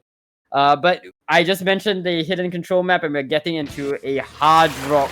I would say this is control, but I would say this is not necessarily control, but more control-y than its closest analog in No Mod 2. It's gonna be more streams. Yeah, so we're going into more tapping, but this time, I don't think it's going to be as cut and dry as at No Mod 2 and No Mod 5 were. This is only 206, which, you know, I feel like for someone like Pala, I feel like he's fairly comfortable on like 200 BPM streams. Now, of course, the question is the flow aim, right? We're at finals level. It's a 206 BPM stream map, so, you know, when we're at this difficulty in the pool, of course, the streams are not going to be easy. So the flow aim is going to be the big question mark here. Is Pala going to be able to handle the flow aim? Is he going to be comfortable enough on the BPM to handle how hard this flow aim actually is? It's going to be the big question for me. But yeah, this is one of our customs as well for the week. I believe we've had a couple other customs played that I forgot to mention, but this is one of the customs as well. And No Mod 5, No Mod 1 was as well. No Mod 1 and No Mod 5 were also our customs, yeah. Yeah, I don't think there's really much to be said about this. Hard Rock 3, really, it's sort of the No Mod 2, but slower and with more flow aim thrown into the mix. So, you know, if No Mod 2 leaned more into the tapping side, this definitely leans in favor of the leans the other way. Of course, the big question, right, is gonna be whether Pala can handle the flow aim at the end of the day. He has some concessions given to him in terms of tapping, which is where he mainly struggled on the No Mod 2. So we'll have to see if that's going to be enough to make him competitive on a pick like this. This map doesn't give these players any breathing room whatsoever, and we're straight into the action. All about the flow aim, all about the sharp angle patterns, and all about the XL decel. Yeah, I mean, I know we're early days, but dare I say it, Pala does find a break, but it looks like he has a chance in this map, at the very least. Of course, I'm not going to favor him, but he's looking way more comfortable on this map than he was on the other two tapping maps. So far, it's just kind of been flow aim that's been tripping him up. His tapping looks relatively alright. But Treyarch holding on to this FC. Pala getting tripped up on these weird angle changes on the streams, and the Treyarch chain is handling them. Pala, unfortunately, maybe when the stream starts to pick up more, unable to really hold on. Maybe I was wrong in my assumption a little bit. Treyarch's looking way more comfortable now. Yeah, I mean, at the end of the day, it's probably just a skill set. I definitely think that, you know, streams in general is very different from your standard control maps, your standard No Mod 3s. You know, you could have a flow aim No Mod 3 and it still wouldn't be translatable to a stream heavy, or no, a flow aim heavy stream map like this one. So at the end of the day, really, it just seems as though Pala really doesn't want to go into any of the flow aim, any of the streams whatsoever. So yeah, Treyarch gonna be opening up a lot of the Haro pool with this pick as well. It's just so rough, like, it's so rough for Pala, man. He comes into the match, he bans 2 tapping maps with both his bans, and then he gets 3 picked against him, and just has to auto-lose all 3. It's really rough in 1v1 tournaments, not being a player that can play, like, every skill set, or if you have a big gap in your, you know, in your skill sets. It's really rough. You know, we've seen it a lot in international, you know, tournaments with a player like Badu. You know, we've seen it before, time and time again. Yeah. It's just really rough. Some matches are just sometimes unwinnable depending on the map pool. I don't think this is one of them for Pala. This is 3 maps he just auto seems to lose here, but he did win 1 back. He got an auto win of his own on the DT5. So at least this is the last one that Treyarch should have in terms of an auto win. Yeah, but I mean, of course, you say that, right? But we still had that looming presence of the DT1 still available. I think Treyarch still needs to get one more pick after that to guarantee the tiebreaker and threaten match point against Pala.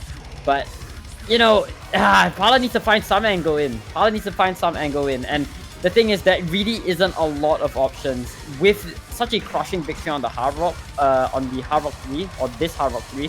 The Hard Rock pool becomes very risky to go into, and with how much dominance Treyarch has been showing on all fronts when it comes to high BPM, the DT1 also feels very dangerous. So Pala really can only look towards the No Mod 4, the No Mod 3s. He needs to find some room to attack on the No Mods, and even then, it's gonna be a lot. It's gonna be a lot more difficult than say the hidden picks that we've seen Pala win on, or the hidden one that we saw Pala win on before.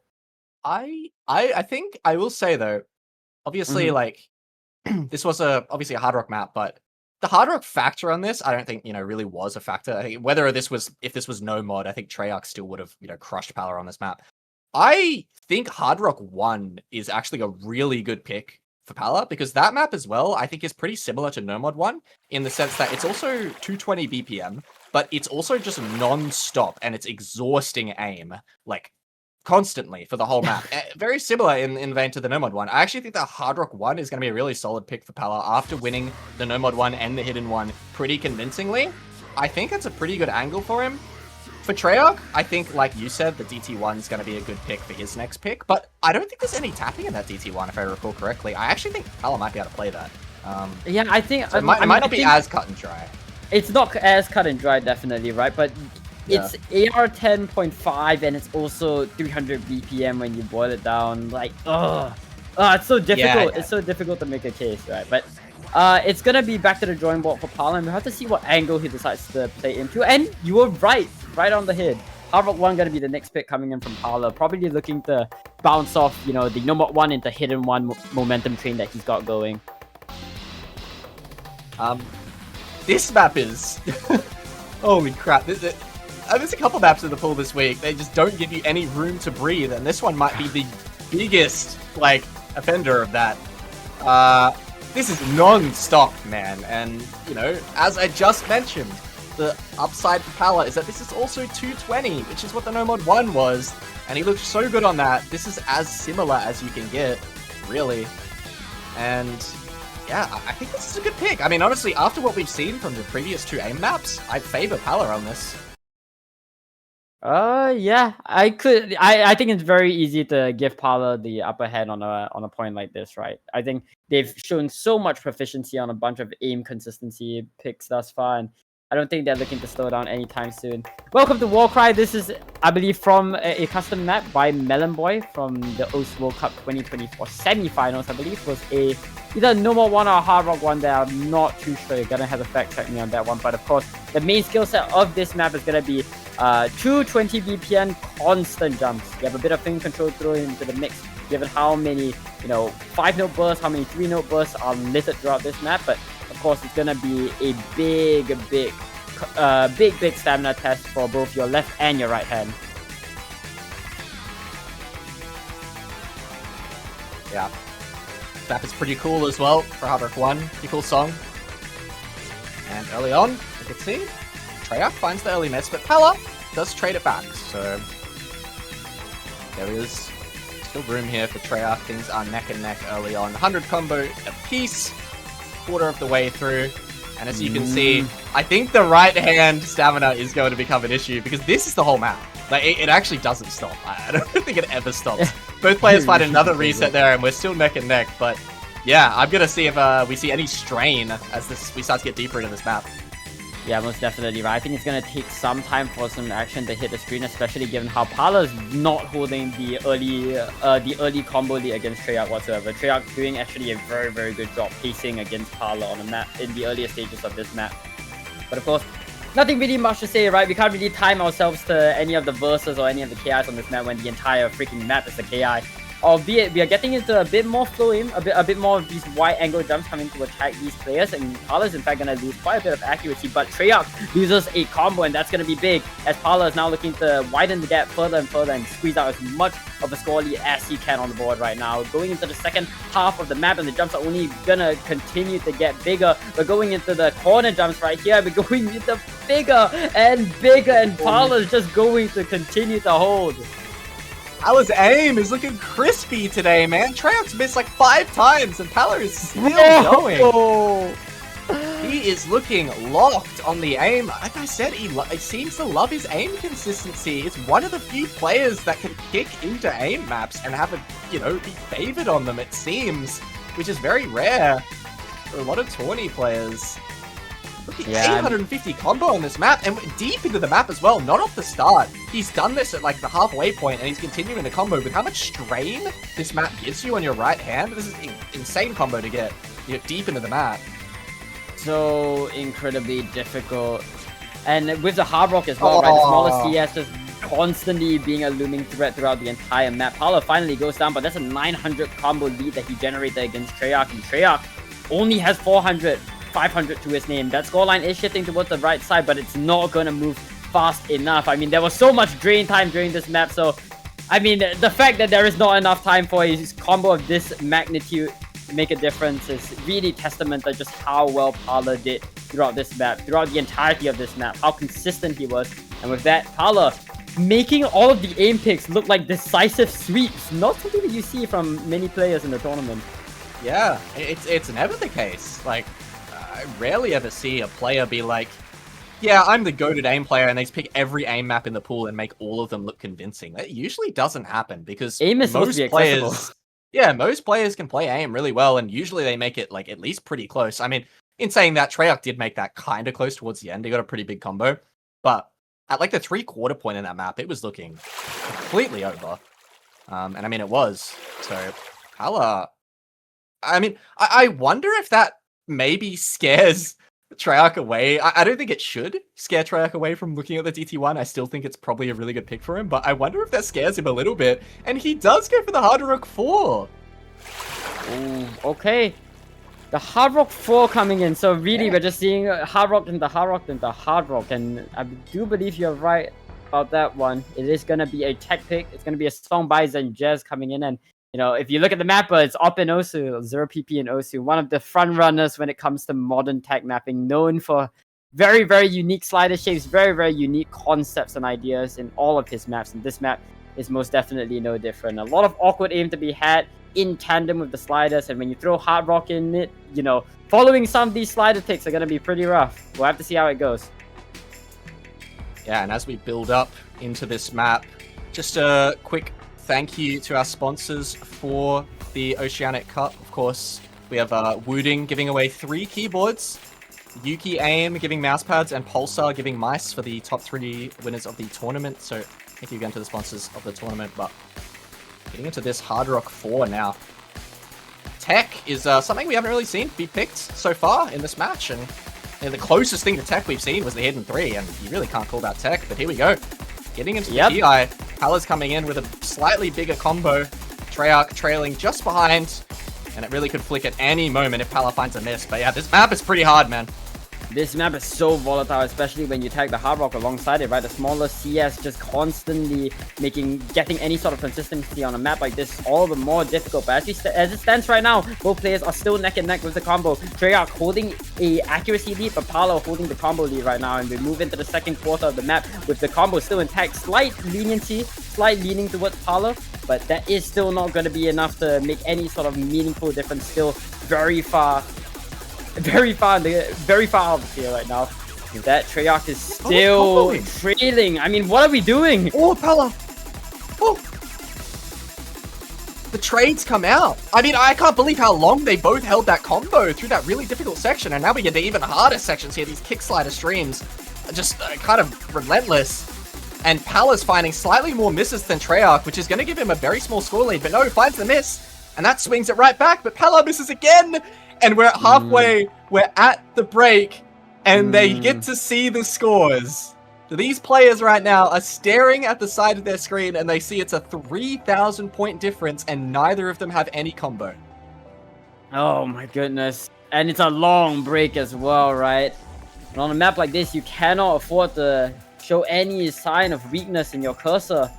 Any sort of nerves can instantly cause that scoreline to shift, instantly cause your combo to just completely drop, and with no combo to be spoken of from the entire lobby, they're really just fighting for scraps. They need to throw out everything that they've got. There's still a third of the map, so there is still a lot of fight to be had. And we're moving into the next KI of the map. Everybody hits the XL pattern, so we're moving into the final KI. Once again, nothing that we haven't seen before. All about this intense flowing in tandem with a bunch of sliders. But right now, Pala is holding a slight accuracy lead, but it's not going to be for long as Treyarch takes it right back. Combo lead in his hands, 300 combo and counting, moving to the last quarter of the map. The scoreline is going to grow, and it's going to go fast as more and more chain missiles come in from the left side. Yo, I can't believe Treyarch's comboing this. He finally misses, but it's maybe too little too late for Pala because it's 50k. And if you're hoping for a close match, you want Pala to get this breakpoint. You need Pala to get this breakpoint. But at the moment, it doesn't look like it's going to be possible, especially with that miss. Treyarch just went crazy for a bit too long. Went absolutely beast mode on that section and got a massive combo, and it's still 50k in his favor, and the map is coming into a close. I think that's going to be it. Treyarch going to be bringing it to match point in the ending of this map. Very impressive combo from him, but even so, only 300k. This map is very, very tough to get a very high combo on, man. Yeah, most definitely, right? The hard rock with this map is just so incredibly demon. I mean, this map on No Mod alone would be one of the harder maps in the pool, and when you throw hard rock, when you throw it into hard rock, I mean, it becomes all the more difficult. I feel I've been saying that throughout this entire map, but it cannot be stressed enough. With that said, Treyarch gonna put another point on the board, taking the series to match point. Pala, from this point on, is gonna be in between a rock and a hard place, and I feel like at some point, maps, you gotta start expecting to see less of these decisive victories and more RNG battles, more close, score flips here and there. But we just haven't been seeing it. Really, these players are just so spearheaded in their own element. They're so much stronger than the other in their own element. And, it's going to be difficult for Pala to break in. It's going to be difficult for him to find an angle, but he needs to if he wants to go to tiebreaker. Well, look, there is 2 points that Pala needs here. And he can start it off with his own pick. If he can pick something smart here, bring it home, then he just needs 1 break point. And with how many maps we've already seen picked, there's not really much left in terms of, who's heavily favored on one map or the other. I think the biggest, maybe example of that is probably that DT1, but that's a little bit of a question mark for me because I feel like Pala can probably play it. But we'll have to see. Treyarch didn't pick it there. He opted to go for the hard rock tech instead, which Pala had a very good chance at breakpointing him on. Unfortunately, didn't work out for Pala, but what does he go for here? Is the question. Yeah. There's not really more aim. There's No Mod 6 is a CS8 map, maybe? I don't know if that's I don't know if that's maybe the most RNG one he can go for. He goes DT1! He goes aim! He can play it! He can! Okay, that is a ballsy pick from Pala. You've lost on every single DT. This is a player, for context, this is a player that has avoided all 4 of the DT maps that we have in the pool thus far. And now, on his most pivotal pick in this match, he's looking to do it on DT1. You cannot make this up. There is no room for error here. He needs to get this point. Wait, can I take it? Man, what is this guy talking about? This guy. Hey, man. This is so different as well from the aim we've already seen. Obviously, it's, I guess, the closest thing to it in terms of the aim that we've seen was the hidden one, just purely for the fact that the hidden one was 260. This is 300 BPM, and it's also AR 10.5. Now, of course, on a map like this, being just aim, it isn't conventional, so that is something to obviously take note of.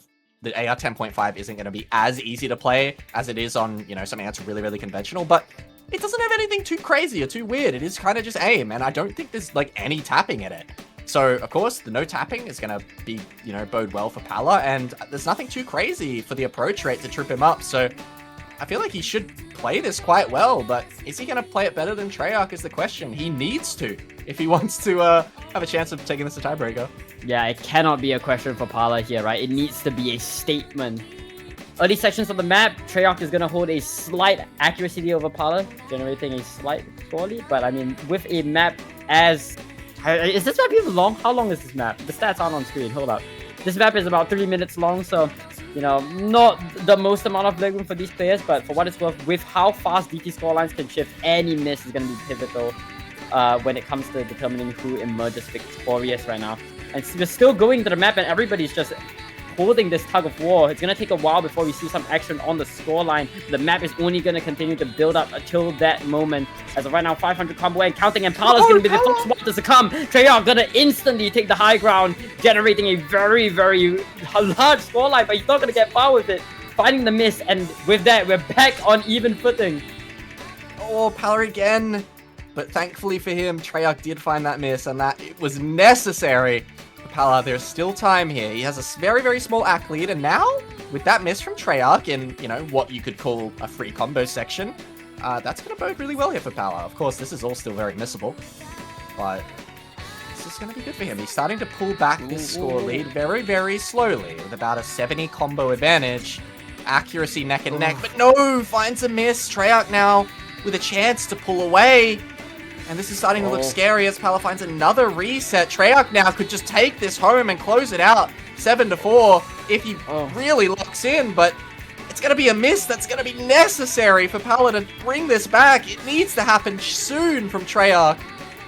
Yeah, I mean, Treyarch is just pressing up against Pala's throat right now. 400 combo on his match point, on his last pick, on match point as well. We're going to the last sections of the map. Treyarch finally finds a miss, but where is the recovery from Pala? There's nothing he can do as the scoreboard opens, but watch as Treyarch continues to threaten him. Oh my goodness, Treyarch! Treyarch! Wait, I didn't even realize. I can't believe I didn't even realize. This is literally Pala's map. Pala mapped this. Wait. This is Pala's map. This is Pala's map as well. I didn't even know that. I'm actually... Okay. I mean, we're getting to the last sections. We're getting to the last sections on the map, and Treyarch is continuing to hold the high ground as Pala. He tries to build sandcastles, but he's getting constantly washed away by the tide as we get into the last sections on the map. Treyarch being what, 2 points up? Constantly being up a breakpoint. This entire match takes the series all the way 7-4 against an opponent 1 seed above. Yeah, that is going to be the match. 7-4 in the lower bracket as well. So that will be Pala's departure from the tournament. But man, you got to think, if it wasn't for those free tapping picks that Treyarch had, this would have been so close, man. But that's just how 1v1 tournaments go. It was the freaking hidden 4. Yeah, the first pick from Pala needed that one. It ended up being so close. If he had got that pick, I mean, we'd still be looking at a 6-5 scoreline right now. But unfortunately, Pala will be departing the tournament. So commiserations to him, but congratulations to Treyarch for moving on here. I think probably the favorite moving, into this match. At least my prediction probably was Treyarch, especially due to those tapping maps. Especially, I've said it a million times, but it really is tough for Pala to get around those. There's only so many you can ban, and he did his best. He really did his best, but in the end, it was a little bit too much. Treyarch as well, closing out his other picks quite well and doing good on them, and finishing things off with a breakpoint. So well done to Treyarch there. He will be moving on to the Saiyku, I believe. Saiyku, yep. Yeah. Saiyku. That's the third place match right there. That will be, I believe, tomorrow at 10 UTC Sunday. And of course, everybody, at 12 UTC, we'll be seeing a Secret Box versus Akans. That is the Seed 1 versus Seed 2 highlight matchup of the weekend. So we are excited to see that. I'm sure everybody's excited to see that. Do hop on by the stream at 12 UTC. But of course, before we go, huge shoutouts to our lovely partners sponsoring of the prize pool. It's going to be Booting, Yuki, AIM, and Pulsar Booting, I believe. All three of them, in fact, being very, very generous in their donation and in adding to our prize pool as well. So huge shouts to all three of our partners. This tournament could not have been possible without them. But of course, as you come to the tail end of this match, I mean, it's poetic, right? Given how the map that takes Pala out of the tournament was the very map that he mapped on his own. I mean, it's poetic. It's poetic, and I'm sure that's the story that Pala would have loved to give. That's the sort of narrative that he wants to give to Treyarch. But of course, with that said, ladies and gentlemen, I think that is a good place to round out. So with that, my name has been Gamili. Huge shouts to Mavs for being my lovely co-cast for today. And with that, this is the Oceanic Cup signing out. Goodbye. All right.